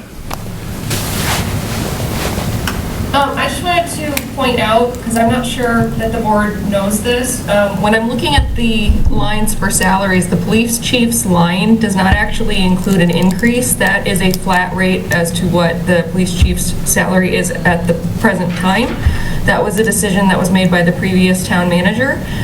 So I just wanted to make sure that everyone was aware that Yes. there is no 3% increase that is included in the police chief's salary line. Witt did not give himself a raise this year. Correct. Or, sorry, no, Witt did not give himself the additional 3% raise because he received one this year and he thought that that would be wrong. Correct. So, Correct, and I just wanted to point out, I'm assuming that that's probably so he can focus on the full-time officer position. Yes, thank you, Kirsten, for bringing that up. Can Josh Eckler say anything from KSAR? Josh, do you want to say anything? Sure, I Josh. see you on there. Yeah, let me bring my video up. What about you? Oh, there you are. Sorry, I'm babysitting the end, I'm some firefighter here. Yeah, we have a great team. I guess, is there something specific you want to talk to about? No, I just want, so Josh Eckler is our director. He's done a phenomenal job. Got to be honest with, can't ask for a better guy with his monthly updates and the trainings he's organizing with Justin and staying, very reasonably, kind of building the team back to what its what its prior glory is, I guess, so to speak. So that's Josh Eckler, and he's been great, and they put together some amazing programs. He's met with the resort numerous times, and throughout the state, as well as other SAR programs and teams. You like it a lot better ever since you got out of the fire department side, huh? Over to the police, Josh? No comment. Great answer. No comment. That was a comment, thank you. We really do. In the last 2 years, we've really built up an incredible team, and a good example of that is VSPs coming in to do a training and just use the PSB while they go do some backside Killington stuff, and they asked us, one of our teammates could do a training session on hypothermia and how to treat that. So Nice. we're regaining and getting a lot of respect within the state on it. We have done a lot with our budget. I know we asked for more and WIT cut it back a little bit. So if WIT doesn't have any extra money, I will try to steal that back from each of our members. And I just want to say that, we've done a lot with fundraising, through the foundation, and it's changed our lives as far as being able to provide gear and stuff like that. You guys all in the room probably ski, so just think about a ski jacket and a backpack. It costs us almost $900 a member to kind of get them fitted up to go into the wilderness with us, between a basic medical, a jacket, and a pack. So we've stretched our budget. On top of that, our members really do put a lot of money into it, because I'll tell you, in the last 2 months, I've probably bought $300 worth of new gear for the upcoming winter season. It's just expensive to outfit a search and rescue team. So. I was trying to get you to talk about how great WIT was, but you're going on the cost side. WIT is great. He lets me And WIT's run also the team. We have 5-6 officers now. We've really built up to a pretty good force. So Thanks a lot, Josh. Thanks, Josh. And thank you, Whit. Thank you. All right. Thank you, guys. Move us to the water report. Thank you. Brian. Thank you. Thank you.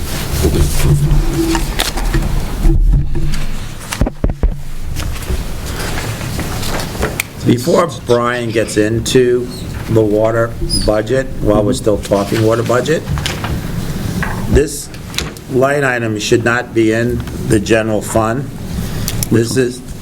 All these line items, water, this is supposed to be a enterprise fund. When we brought the water line in,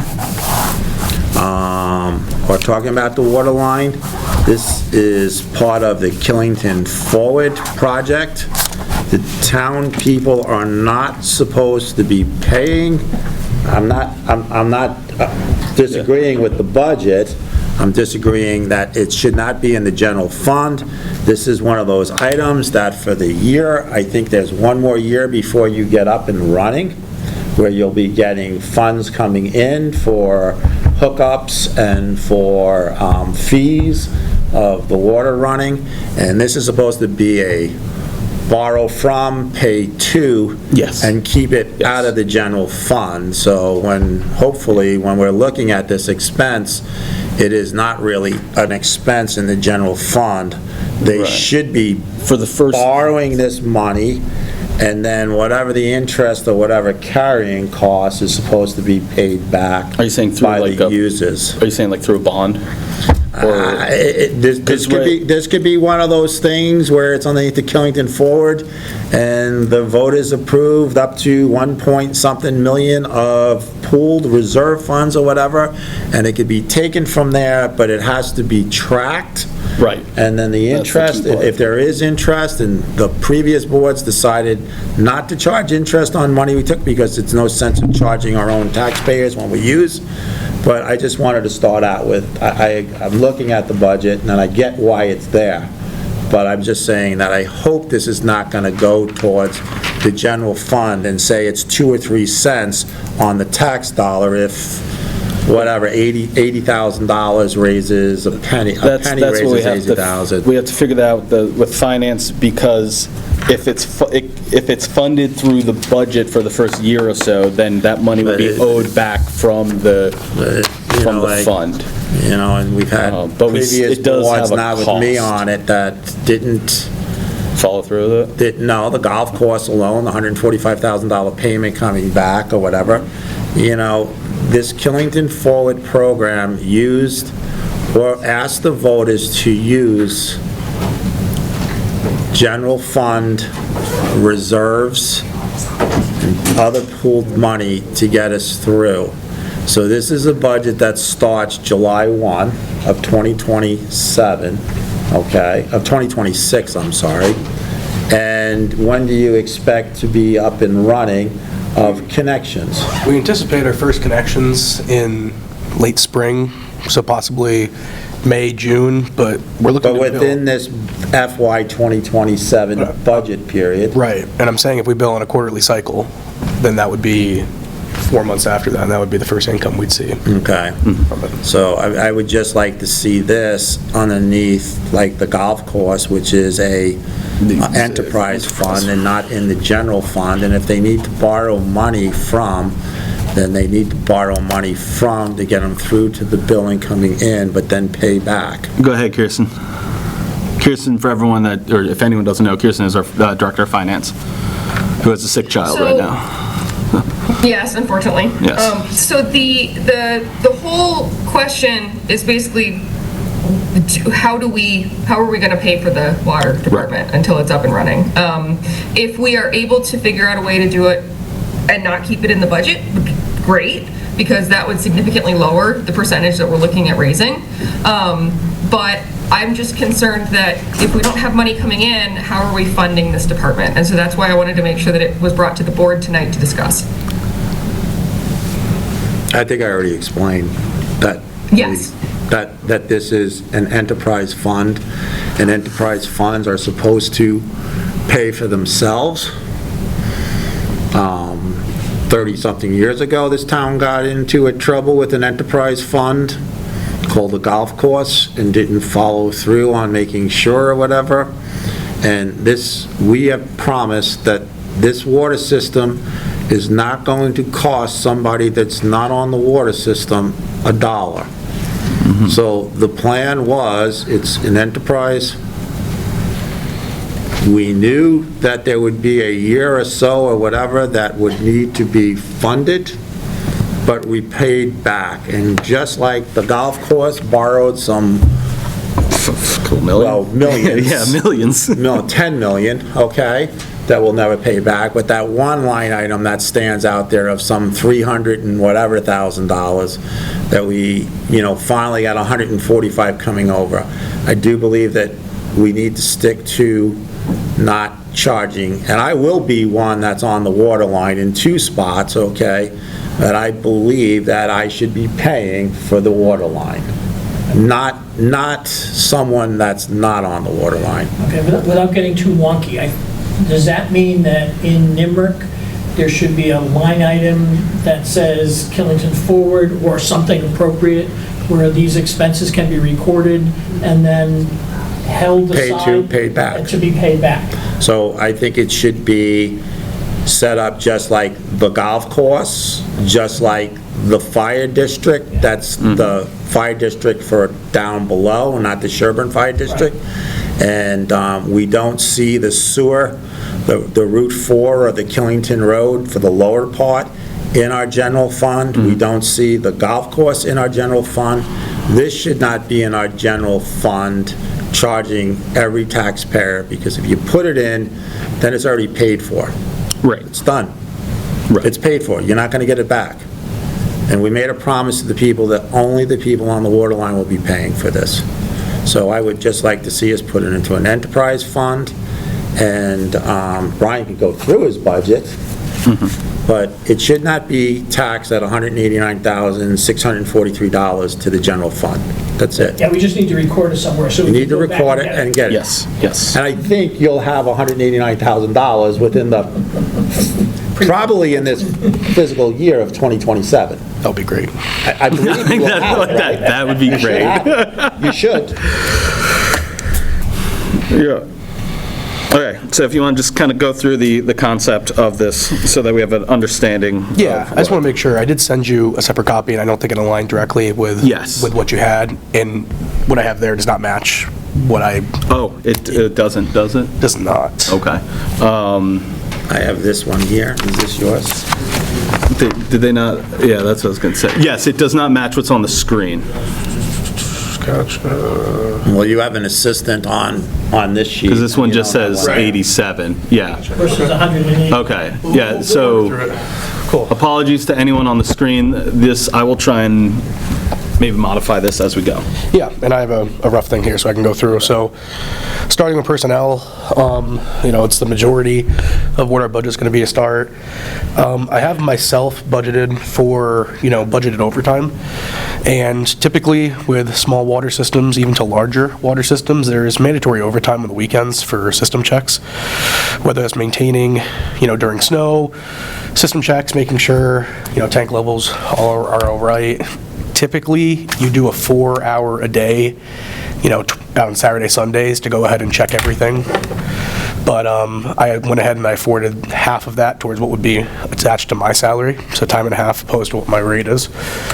And so I'm also looking to hopefully get an assistant, an apprentice of some kind. The issue with the water system is I'm currently the only one who has any hand in it at all. Hopefully the Director of Public Works would have a larger hand once we were to get them. But the state really focuses on redundancy, whether it's pumps, whether it's, material, and, having redundancy and having someone else who knows how to do the job is necessary. I mean, a second way to look about it is possibly attributing some of that work towards the Director of Public Works, as that's done in other towns, having them do weekend duty with you, as they familiarize themselves with the system. But, that also has to be taken into account with, what we're going to be looking for in our Director of Public Works position going forward. So I think an apprentice also fits that bill at, 24 hours a week, 3 days a week to assist during the week and then help out on the weekends. Is that person also licensed? They'd work towards getting their license. As long as they're working underneath my license, anyone can, in theory, do the work. But the idea is to, start building out my department, because I definitely want a couple people who are, licensed, educated, and, have on-the-job experience.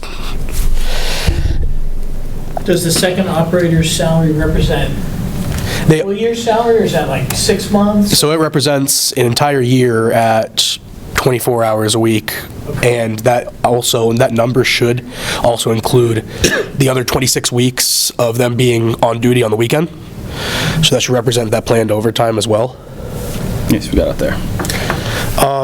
Second biggest expense is going to be utilities for us for sure. Our electricity, I budgeted for $20,000. We got a small bill, I think, just for running the system as it is, not having any water going through it, but just electricity for, making sure that all the VFDs and everything are running. I think it was somewhere around $300 a month. We have 2 different buildings, so I have it budgeted towards what I believe it would be for them operating in a limited capacity with our pumps. We have 4 400 horsepower pumps that would pump the water up from our pump station to the tank, and it would be on a limited basis because we won't be operating at a full capacity. So that number is representative of, a startup of the system, not at its full capacity. So that also goes along with, it's actually not $10,000 of propane. The way I had it budgeted out was, I believe it was $2,500 for generator maintenance and fuel. Oh, okay. Making sure you're running it, having people come out, that can also be attributed towards any sort of parts. I believe there was $2,500 that was also, I had it right here,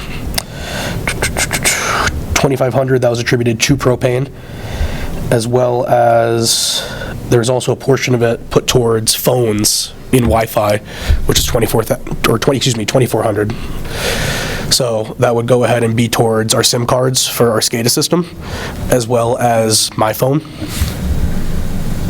I can get you the exact numbers in a second, but it rounds up to $30,000 for utilities. So I'm sorry, did you have SCADA as its own thing broken out, or no? No, SCADA is just included in the cell phone technically, because they also use Verizon chips. Is just part of that component. SCADA is, it's encompassed by also electric and everything. Yeah. It's an operating system. But Where's your vehicle in here? I don't have a vehicle in here. Currently, what I have works. What is that? Well, there's still maintenance, fuel, stuff like that, right, potentially. Real quick before we get to that, what was the cell number with SCADA? I believe it's 2,400. 2,400-ish? Yeah. Yeah, I don't have vehicle in there. I mean, I didn't look any closer into it, but assumably there would be, maintenance and stuff afforded into that.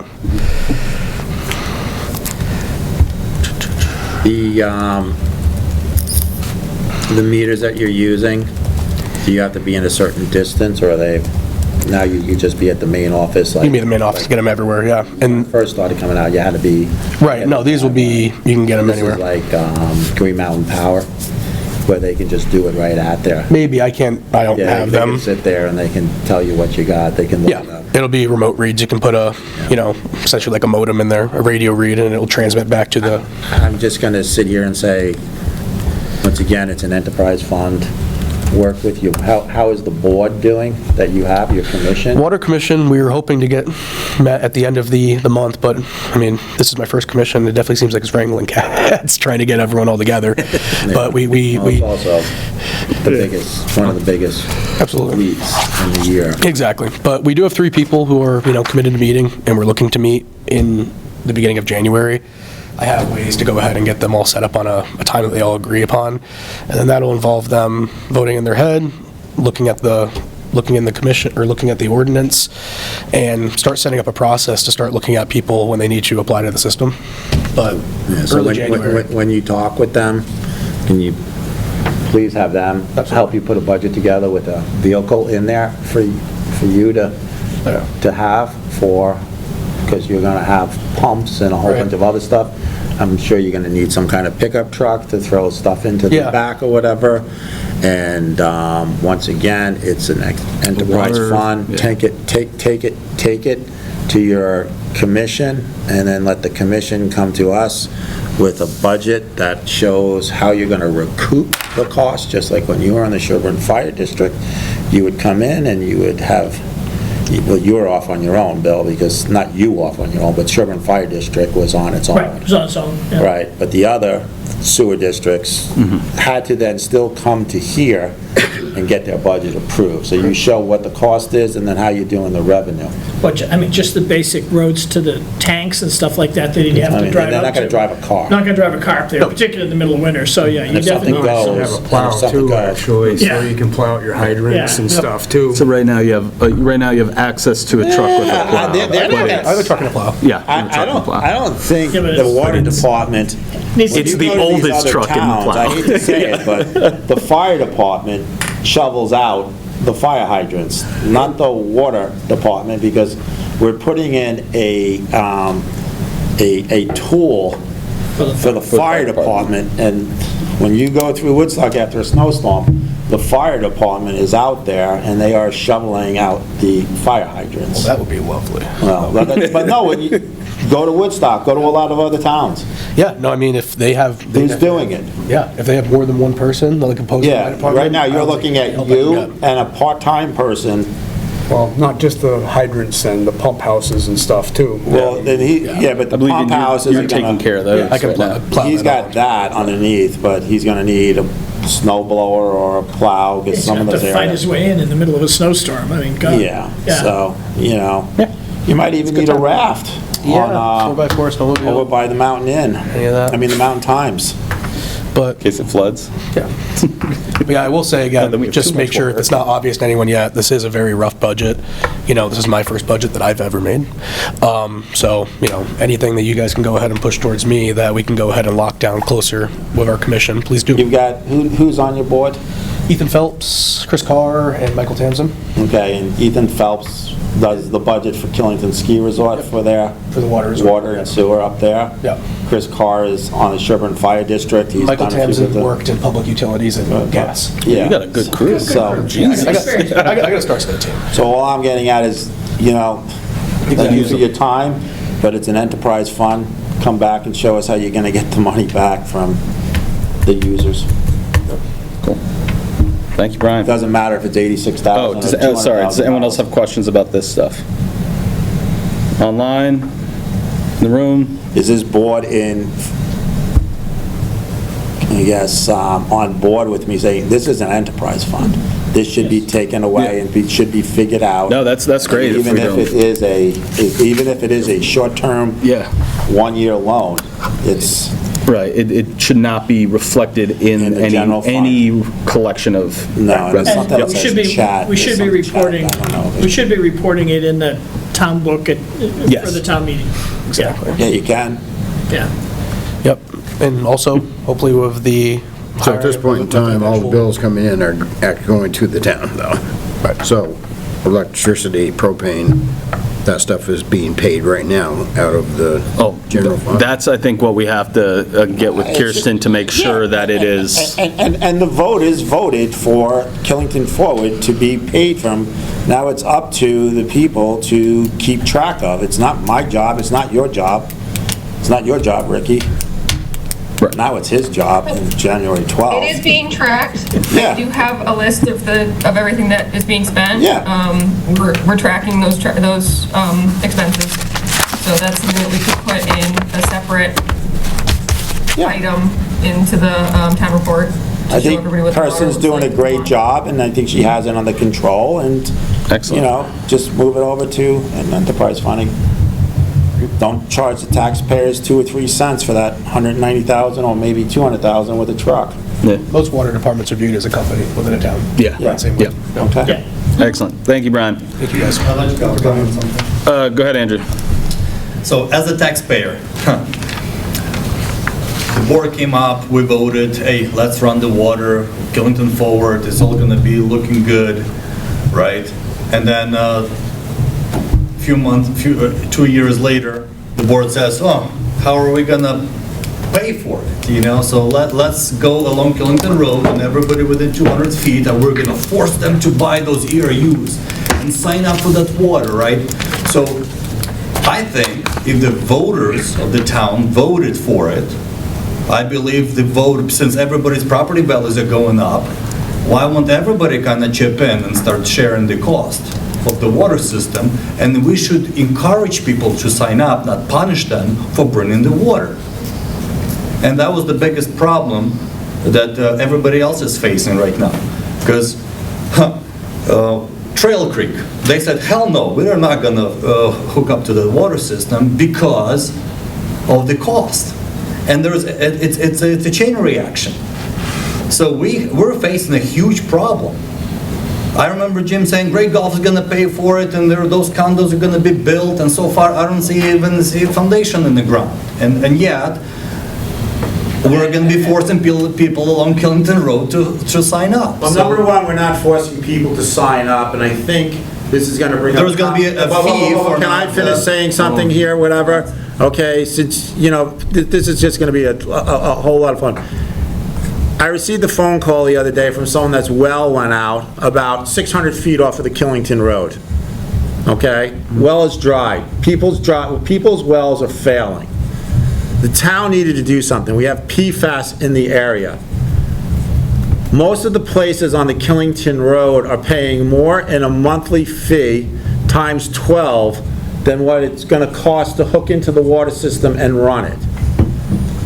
But anyway, back to this person who's 600 feet off of the Killington Road. I was going to save this for selectmen's concerns, but since it came up, and you and I sat listening to the Public Works person for ordinance, and we were both against of saying you have to hook up to it.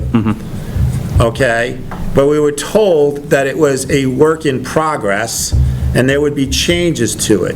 I think you and I agreed on that, and I don't know if, Ricky, you were on. Yeah. You were on. Yeah. But I think we agreed that if somebody was within 200 feet. Maybe it's 200 feet of the main. Of the main. They can't For upgrade. fire. Yeah. Okay? But the way the ordinance, and I've been speaking to Brian about this, okay? But the way the ordinance is written up, 200 feet never ends. What do you mean? Never ends. If the water main comes down the Killington Road, and let's say Weather Vane, I'm gonna pick my road, okay? And there's no main off of the Killington Road, but my house is 200 feet away from The main. the water main. Yep. You are not forcing me to put a connection to it because there is no main there. If you're forcing me to hook I up don't to think that. that's how it's written. That's, Right. you and I said, yeah. it's a we were told it was a work in progress, Yeah, okay? yeah. So that would mean that with the state, and I think the state has said they do not want to have individuals going into, there's a main that goes, so if I was gonna hook in at 150 feet off of the main from Killington Road going up Weathervane, it would have to be a main. It can't be an individual. Yeah, I can't speak to that, Yeah, actually. but that's part of, so, but if you move the line 200 feet, then the next 200 feet has to hook on. Well, I'm Then just, the That- next I don't 200 think feet. that's not the No, no, main. but The no, no, main's- No, the yeah. main is coming down the Killington Killington Road. Road. Yeah. And if you continue it down the side roads, they're mains. exactly. It's a main. There is not a necessity to push down that. You're not going to tell somebody that's 200 feet off of the Killington Road that they have to hook in to the water line. That is And now how it's let's- written.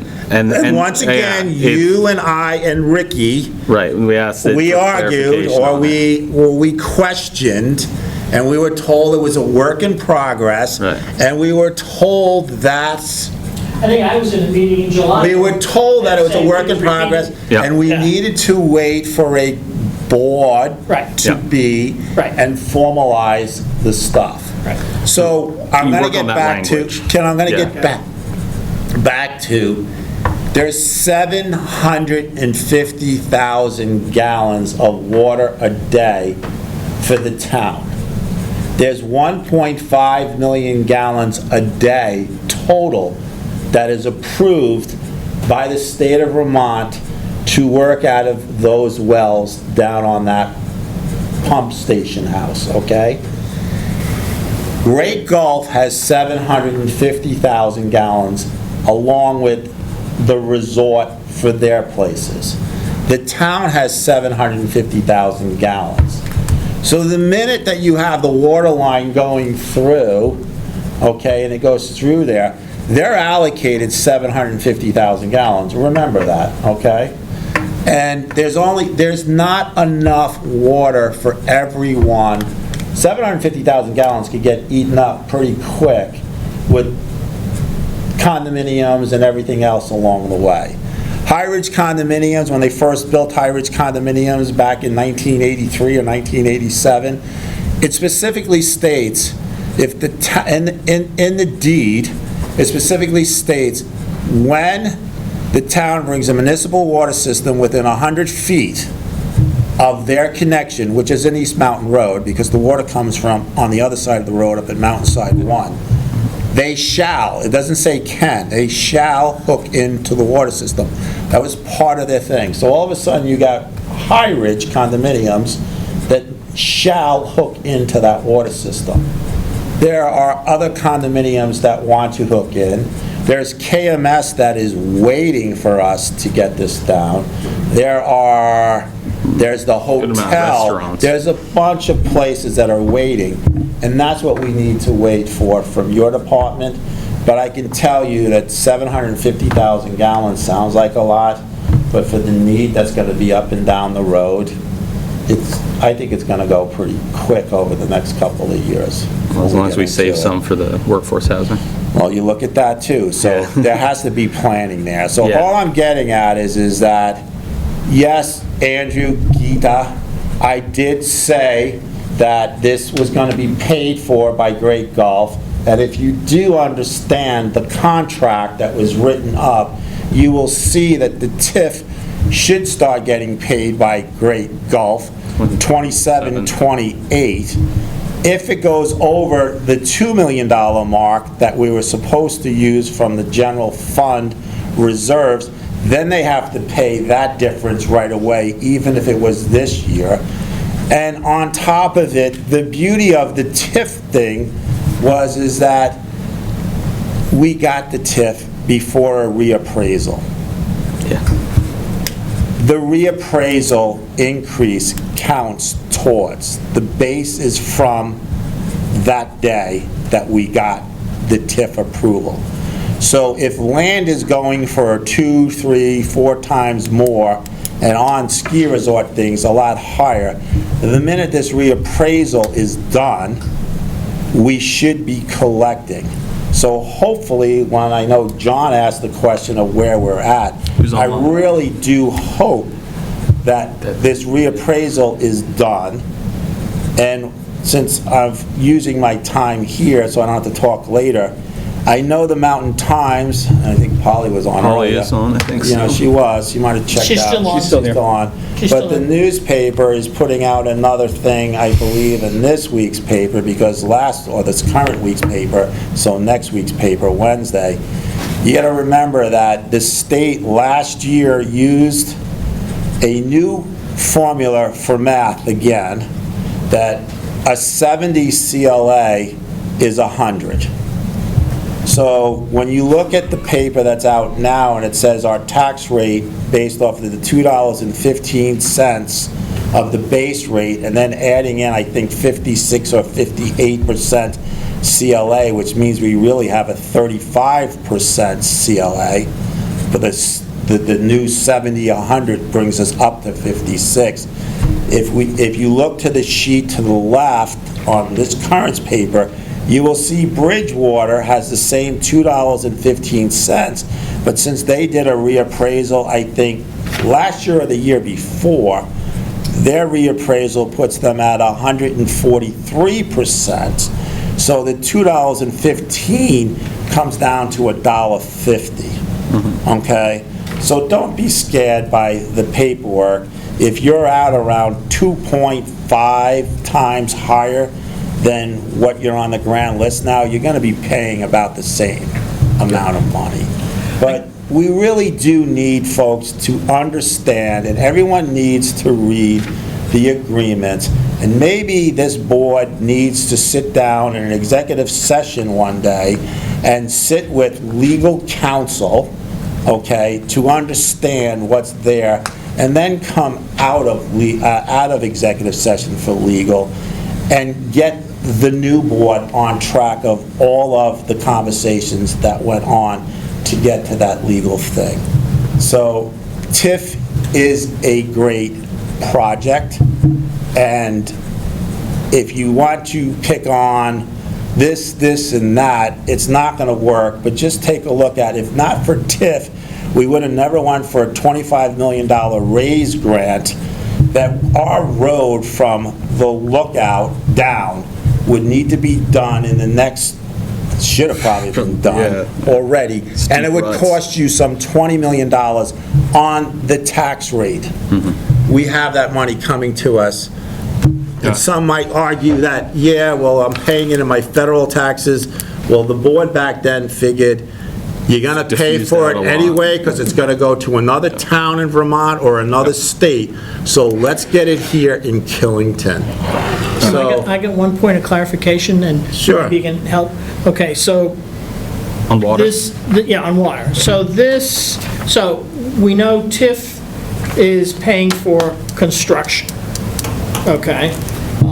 not paying for operations. Okay, so this budget is from operations. This is the This operations is, okay, budget. I just wanted to make that point of clarification. And what I'm saying is it's an enterprise fund. Yes, no, I Person totally agrees, understand all of that. And she's Yeah.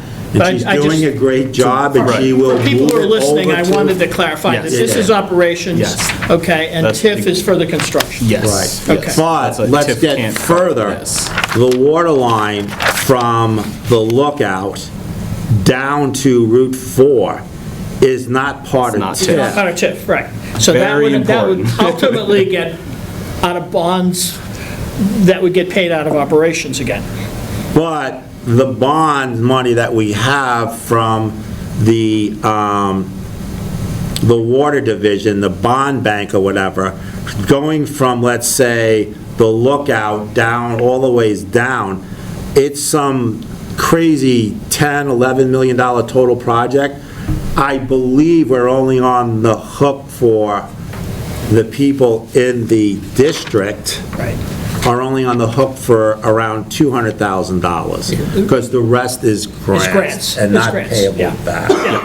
But that amount of money, again, comes out of operations, it's not TIF. That money Yes. goes Yes, to. it is, yes, The it's not road, TIF. The road is in TIF, The water is not. The water is, not- yeah, right, yeah. but we lucked out because we would have had to wait for Phase 2 of the village to be built while we're still waiting for Phase 1, okay? We would have to wait for Phase 2 to take care of the road from the lookout all the way down, or to Anthony Way now. Way. And since we've got the TIF, and then Lisa went out from the board and applied for the RAISE grant, you're just looking for short-time funding Right, to bridge cover funding. the bridging or whatever. But, thank you, you got $25 million. All right, going to move on to, I think Kirsten had hers. Kirsten, do you have another one or no? You good? Or she take it? I don't really have to comment. I was just going All to right. say thank you, Jim, for saying that. That was very nice of you. And also that for Andrew's sake, one of the things that Brian and I have talked about is that, and this we've been waiting for a public works director, but there are grants out there that we have been told that we might be able to help people who are struggling to hook up to be able to hook up. So that's something that's on our radar. Oh, great. We haven't moved forward with it yet, but we are looking at that. Cool. I want to add something in on that. I received an email because I go to the Cedar meetings or whatever, and I'm going to talk to the town manager after January 12th and get this person to come in. Works for a company over in Woodstock, and they have unsecured loans for up to 2 years at 0% with a 700 credit score or whatever. For what? Whatever. Oh, to the person, not to the town. Not to the Okay. town. So Like, I don't think what the town had a Kirsten- credit score No, like what that. Kirsten is saying that Yeah. the people have to assistance. hook in, or Cool. who choose to. There are funds, and she brought up grants and everything else, and Yeah, we I'll can get set something up documentation with this together. from, That's great. it would be a 0% for 2 years, which, maybe if it's gonna cost you 40 grand to hook in, That's it gives you 2 years to, We'll get you. Figure it out. Figure it out, yeah. Yeah. or you say it's 20 grand a year. Yep. All right. So I'm going to go down next to facilities Thanks a maintenance. lot, Brian. Yes, thank you. Thank you, Brian. Yeah. Yeah, thank you, Brian. Going to facilities maintenance, there's no one to present on this here. I do know one thing is the maintenance and wages. I believe that's where they've been pulling Jack, who counts? Probably. Probably. I think that's where we have one person that is assisting with counting cans and doing other work, and he has an aide with him. We did not budget anything. I think we should probably budget something since we need to account for that We assistance. should. This is a local child Yep. that was born and raised in this town, and I think everybody, And they are currently an employee of the town, I believe. Yes. Yeah, so yeah. we need to budget So for. we need to figure that out money. what it is and go back to that. Cool. The other one, grounds wages, is the person that does our window boxes and grounds around the buildings, and so that's told for this. Custodial is our maintenance and custodial services. Contracted tech services, the maintenance team said that that is very high and they would likely don't need that. They would drop it down to close to the 500 or so, because they do have an email and a laptop, but that is not their main, like, they're not using it as much. It was brought up that the subscriptions, 7,000, this may be better suited elsewhere because this is the town's, like, Adobe Prime. It's not really, it's just in a weird spot, so we may want to move that. Holiday decorations is 25, something that we should discuss. This is the lighting for the tree around West Hill Road. And that is the electricity and the maintenance costs of those lights. Then it's kind of, I think it's more underneath walkways or whatever, and it shouldn't be in somebody's personal budget. yes. Do we want to continue those lighting of that tree? Yeah. If we're gonna continue with that, it needs to look like something needs to decent. It look looks like a good. pile of dog do right now. Yeah, I agree. But this should also be moved then, right? I think it should be moved over to the, whatever, the street walks, whatever, Yeah. because it's part of decorating the whole street walks. Exactly. Building supplies, this also it is budgeted as I forget what Mona told me, because I had a question about this. I'm like, why did we spend 147 and we're budgeting 6,000 then down to 5,000? This is not an accurate, yeah, this is not an accurate one. I mean, building supplies, you'd be cleaning supplies to light Yeah, and bulbs to, I think that is better accounted for under the buildings themselves. yeah. So we can just adjust that somewhere. And new equipment, again, I was told that this was actually more of like IT equipment, which we have a whole IT section that does not have a line for new equipment. So I think that just needs to be moved.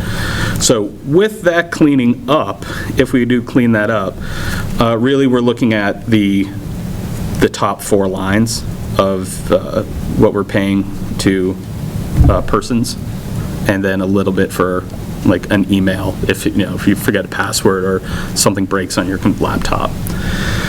Does anyone have questions about this?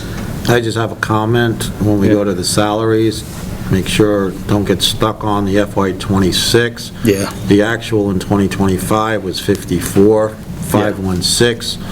So 2 budgets, you're only $484 higher. Yeah. Yeah, there's, Okay?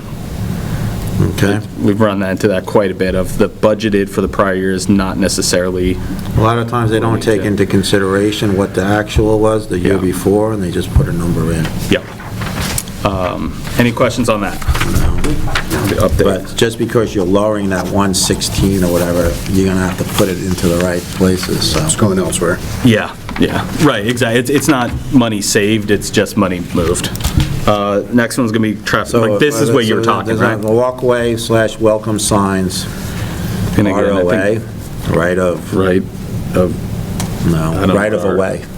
I don't know what ROA is. But so this one, again, I think really, we can kind of we should be able to reorganize into one. Yeah, something. But the idea is traffic control devices has been, Well, Kirsten, Pretty steady. the holiday directions, holiday decorations, somehow has to get put into this walkway welcome signs, and whatever ROA stands for. yeah. It's probably road something. Where is that in the budget? Can you point it That's, out? The traffic control devices, Yeah, because traffic control, street signs, walkway welcome signs, ROA. can you see? There's a camera there. Scroll down. Oh, yeah, let me show you. What page is it on? Sorry, I forgot I have this right in front of me. Which department are we talking? Right there. Walkway That's the signs, thing. ROA. This is not, I think this may need to be, there's a little cleaning up that I think Well, we could these benefit numbers don't from. do from there, right? Electricity, repairs and maintenance. Are I'm these not different seeing from- ROA. It's right here. Walkway, welcome welcome signs, signs. Oh, roads, roads. Oh, Oh, road signs. well, that's a little better. you don't like my mismatched caps? I would put welcome/RD signs. She says it's signs. Yeah. Okay, but who's responsible for these budgets? Not you. We can only put so many characters into question. fabric. Yeah, okay, yeah. And that's so- why it does that. Yeah. Have a good one, Rob. You're Yes. There is a few sections in this that are not assigned to any person or department. Okay. And I think Yeah, like, it if then you look at default other would go income, into golf course town is manager paying office. Fund Fund. instead of fund, because it just won't add that D in there. And the total So- traffic control Debbie? So- Yes, Yeah. So, I mean, devices. Yeah. would they go to the Public Works Director? I think that would be something that makes sense, yeah. Okay. So I think, again, there could be restructuring of how this looks with the same line items, just different sections. Okay. But some of that ultimately would fall But under. anyway, we want to get those Public Works. Christmas light decorations over into that area. Yeah. That's a good idea. And so on to this one, does anyone have questions about traffic control devices, the street lights, walkway mowing, repairs? I believe,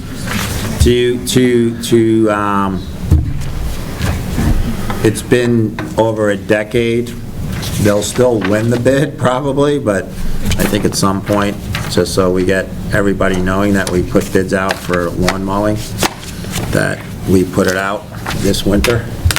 Let people bid on it. If they want it, they can take it away from. He'd be very happy. But if somebody wants to come in and they see what we're budgeting and they want to come in lower, I just think we should make, like, at least every 5 years or 10 years that it goes out for another bid. Is it, so that mowing, is that, when I'm reading that? Rock. Well, no, well, that's not we're talking about the big, like, head wall coming down to Anthony Way? Killington Road. All of Killington Road? Only one side. We don't want to keep the other side beauty. So. Does that include the welcome to Killington signs? Yeah, it includes the golf course, Barrowstown Road, or not Barrowstown Road, it includes the, what is the road, the golf course road, whatever they call it? Yeah. The road that goes in there? Golf course road got put on like 3 years ago? Yeah. Because it is a town road, so why is the golf course paying for? And that's different than the highway mowing that they do. Right, that has It's a nothing to separate do with. kind of mowing, right? The highway does the brush, the pushing back, and then this is the more beautification. As far as like the welcome sign on Yeah. 100 North, I believe Charlie Martin does that. No, not anymore. Oh, he doesn't?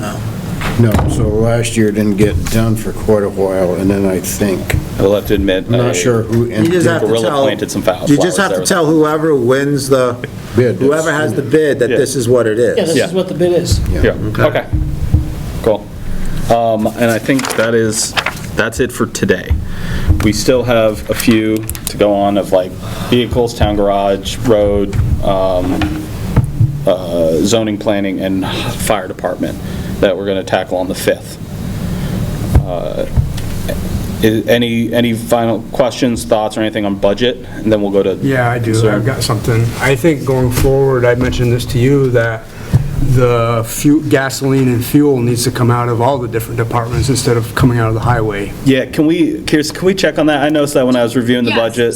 So there's sheets. I actually have looked into that. I'm trying to figure out what it is. There's something to do with solar panels that is supposed to be Don't split bring up between solar. different. No, we're talking the gasoline. Yeah. And the diesel, so when the fire department comes over and pumps, or if somebody from town hall takes the town car, it should be Or the rec going center to, or or the if the police rec is department. doing or There's whatever. different clipboards So there there's- that Got should it. be tracked. I apologize. We don't wanna talk solar tonight.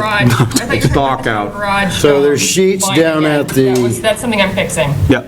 There's a series of sheets down at the town garage, and each department, the fire department should be picking up that, or we instruct Chad to do it maybe.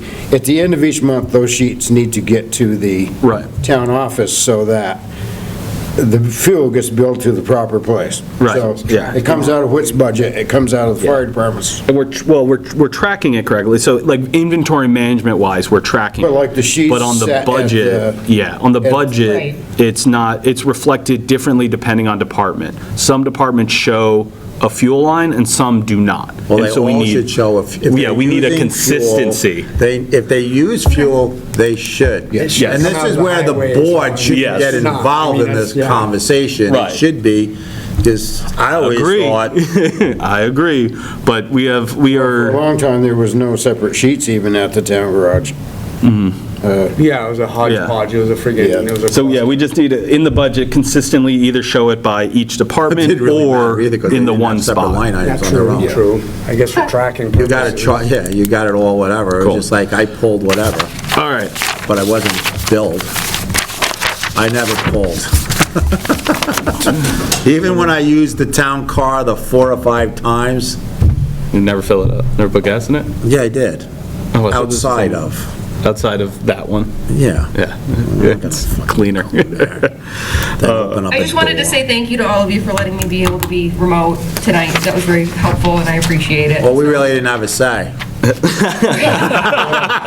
Yeah, we're gonna tell you now? I remember getting a vote on that one. I think your family sickness, we don't want you here. But we still didn't have a say. Some self-preservation there. Please stay We away. have board members at times do by remote, and Yeah. that's what allows this to happen this way. Yeah, So I don't think we did you a favor. yeah, no. Yeah, We didn't, but think we did. yeah, right, I'll go with that. So it does bring us select board comments, concerns. Does anyone have additional I've comments? got a couple Ricky? things, Okay. actually. First off, I want to make a comment on the road. So I want to say that the guys are doing a really good job. I've heard that from several people, and there's a noticeable difference between this year and last year, and I mean that in a good way. Yeah, I will second that, okay, because, I mean, they were out before the rainstorm cleaning out drains and everything. They were on Rocky Ridge today, okay, cleaning up debris from the windstorm, okay, because, and I went out and talked to Chad, and it was like, hey, yeah, we got a snowstorm that's coming in, it's just, we got to get this stuff off the road, because it's just going to create problems for plows and everything else, we got to do it, so they're being proactive. And, No, they're doing great. Yeah. And I'm just going to add, yes, they are doing a great job, but Ricky, you had some years that were subpar, but it was not your fault. You were not fully staffed. Okay? I'll disagree with you on that one. I think we're subpar. I'm gonna. All right, maybe subpar is a wrong word, but up to date, up to date, up to date, I'll agree with you, up to date. But you can't, there were times last year that our truck was down. I wasn't in there last year, though. Or the years before that. Or the years before that, there were trucks down. Well, that happens, that does happen. I will say, and it is only they have 2 December trucks down right now. 22nd. But it's only December 22nd. And Listen, the highway guys do a great job every year. Yeah. And they have to work with what they have, and sometimes that does not meet to some people's expectations because it doesn't hit. Yeah. Okay? So that's all. Like, these are guys that are going out in the middle of the night, no matter who they are. Dangerous conditions. Okay, Ricky, Ken, long time ago, your dad, and the ones last year, and the ones the year before that, and the ones this year, and going forward, okay? They put themselves out there with people that have no snow tires and think they can make it up a hill sliding down at them, okay? I will never, and I don't think I've ever, noticed. in all my years, no matter what, and even taking phone calls from people, KO, you know who I'm talking about, and not from Jack's, the other KO over by Trailside, okay? Always stuck up for, because you never know when a truck is down, you never know when people are out sick, you don't know if they've been doing freaking 18 hours for 2 days. Well, the other thing is, it changes so quick. I mean, I've seen times you can come up from the bottom of the Killington Road, go up top and turn around, and there's already an inch on the road. Yeah. It looks like you haven't even touched it. But I'm saying I agree with that the roads are being done great, but I'm also going to, I'm not going to say that they're, I'm sorry, they're doing a great job. Yeah. So we also, I want the rest of the board to know, we did have our foreman out last week on some personal things he's taking care of, and Ricky was the go-to guy of, hey, give me advice, hey, what are you doing? And he was awesome. So again, Ricky, thank you for making yourself available to the guys. I think the guys did. I told him anytime. I think they did a good job stepping up to the plate. Yeah, they did. No, they did a Well, good Chad was out. Yeah. And one more thing I want to bring up, I know John is gone, but he wanted to talk about all the stuff with the select board stuff, with the hiring process. I actually think it's pretty interesting that some information seems to have come out of executive session that I don't know how these guys found out about it, but I think things need to be tightened up on that end. Just a comment. And like Andrew said, loose lips sink tall ships, and you might have messed up. I'm sorry, but I've heard from outside of executive session, not from me, of some issues of what, not issues, but how things were going. So, there are many leaks, and maybe you don't know, or you're just, or anything that's getting said in there, if you just say it to one. My wife came into executive sessions that I didn't go into, and I still don't know what was said in those executive sessions. And I've gone in, and my wife does not know what was said in those executive sessions. So I know some people are blaming me for putting it out, not the board. Yeah. Not the board. I didn't say that. We've got people coming in from, and I sit here and, one with George. George busted my chops many times, and he just read into, and I told you that. He read into it, and he asked a question and you answered it. I don't tell the people what's going on in executive session, so. Yeah, I do think, part of the problem was early on, there was some conjecture about Patrick, and Patrick, you did answer a question. I did. Okay, you did. I will say that, yeah. Okay, you did answer a Or question. said things to other people outside, Right. maybe. Well, maybe, I don't know, I can't talk about that, but I know in a public setting, you did answer a question, and that, once the conjecture was out, okay. Opened the door. It opened the door for Doesn't open the repeated door, it questions. opens imagination. Yeah, it opened imagination, so there could be repeated questions. and stuff. Repeated That's the questions. problem. The flip side, though, is I do feel that we had a good process, okay, and we tried to I follow it, agree. okay, and I fully expect you to be a great town manager, and if not, I'm gonna kick your ass. Okay. Leaving town. Yeah. Harassment right there, yeah. Yeah, that is harassment. There we go. Yeah. Yeah, you're like, yeah, I'm owning it, that's Yeah. harassment. Well, thank you. Yeah. Good? All right, thank you, Ricky. Anything? No? Bill, anything? No, one thing about the contract, okay, do we want me to send an electronic copy to Linda to be included with the meeting minutes, or how do we want to handle that, or do we want her to photocopy that? Give it a photocopy. Okay, I mean, because I can send her a PDF file, okay, and the only thing she... I don't know, we talked, like what Ricky was just talking about, I mean, there were people around town saying that I hid the contract. Oh, okay. Why would I? Okay. Why would I?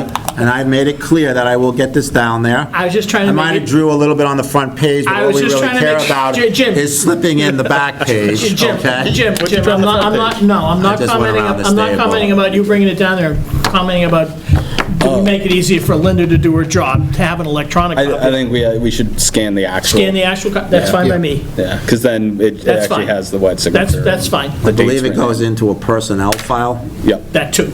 and I don't think you really want it in on open computer that can go into whatever, but the minutes are gonna read it. The minutes are gonna read it. The minutes are gonna read it, and then it goes into a personnel file. Okay, I just, that's fine. For the minutes? Contract. Yeah, I know, yeah. They'll just attach, say. I was gonna say, if we can just get her a digitized copy of that, so she doesn't have to write it out, Yeah, right? yeah, she won't, she'll ask me.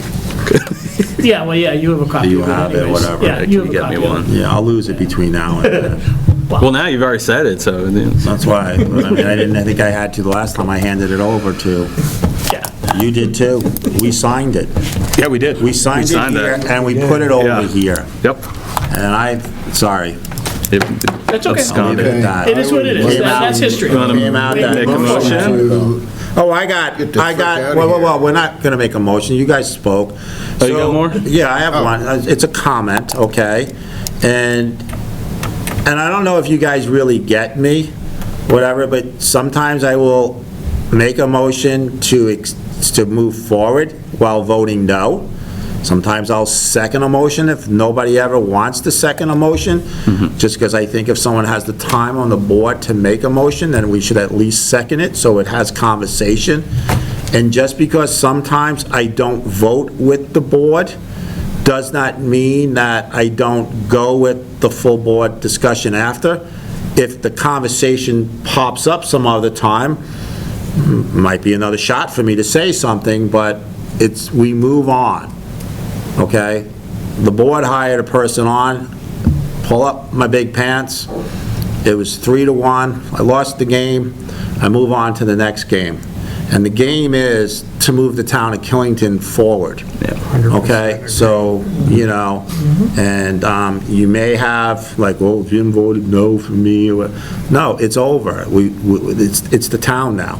So I don't just take go it for personally, whatever. I hope we can provide some semblance of stability going forward. Okay, I think the That's townspeople what we need. to see that, okay, out of town hall, okay? I think And, you know, all departments- The past is the past. All departments. And that's behind us, and we shouldn't dwell on. I may not how things agree with happen. that part, but I'm going to make a motion to adjourn, Jay, like you wanted to, at 8:30. Second. All right, Jay, second. All in favor? Aye. Abstain? No, I can vote on that one. Aye, aye. All right, meeting closed.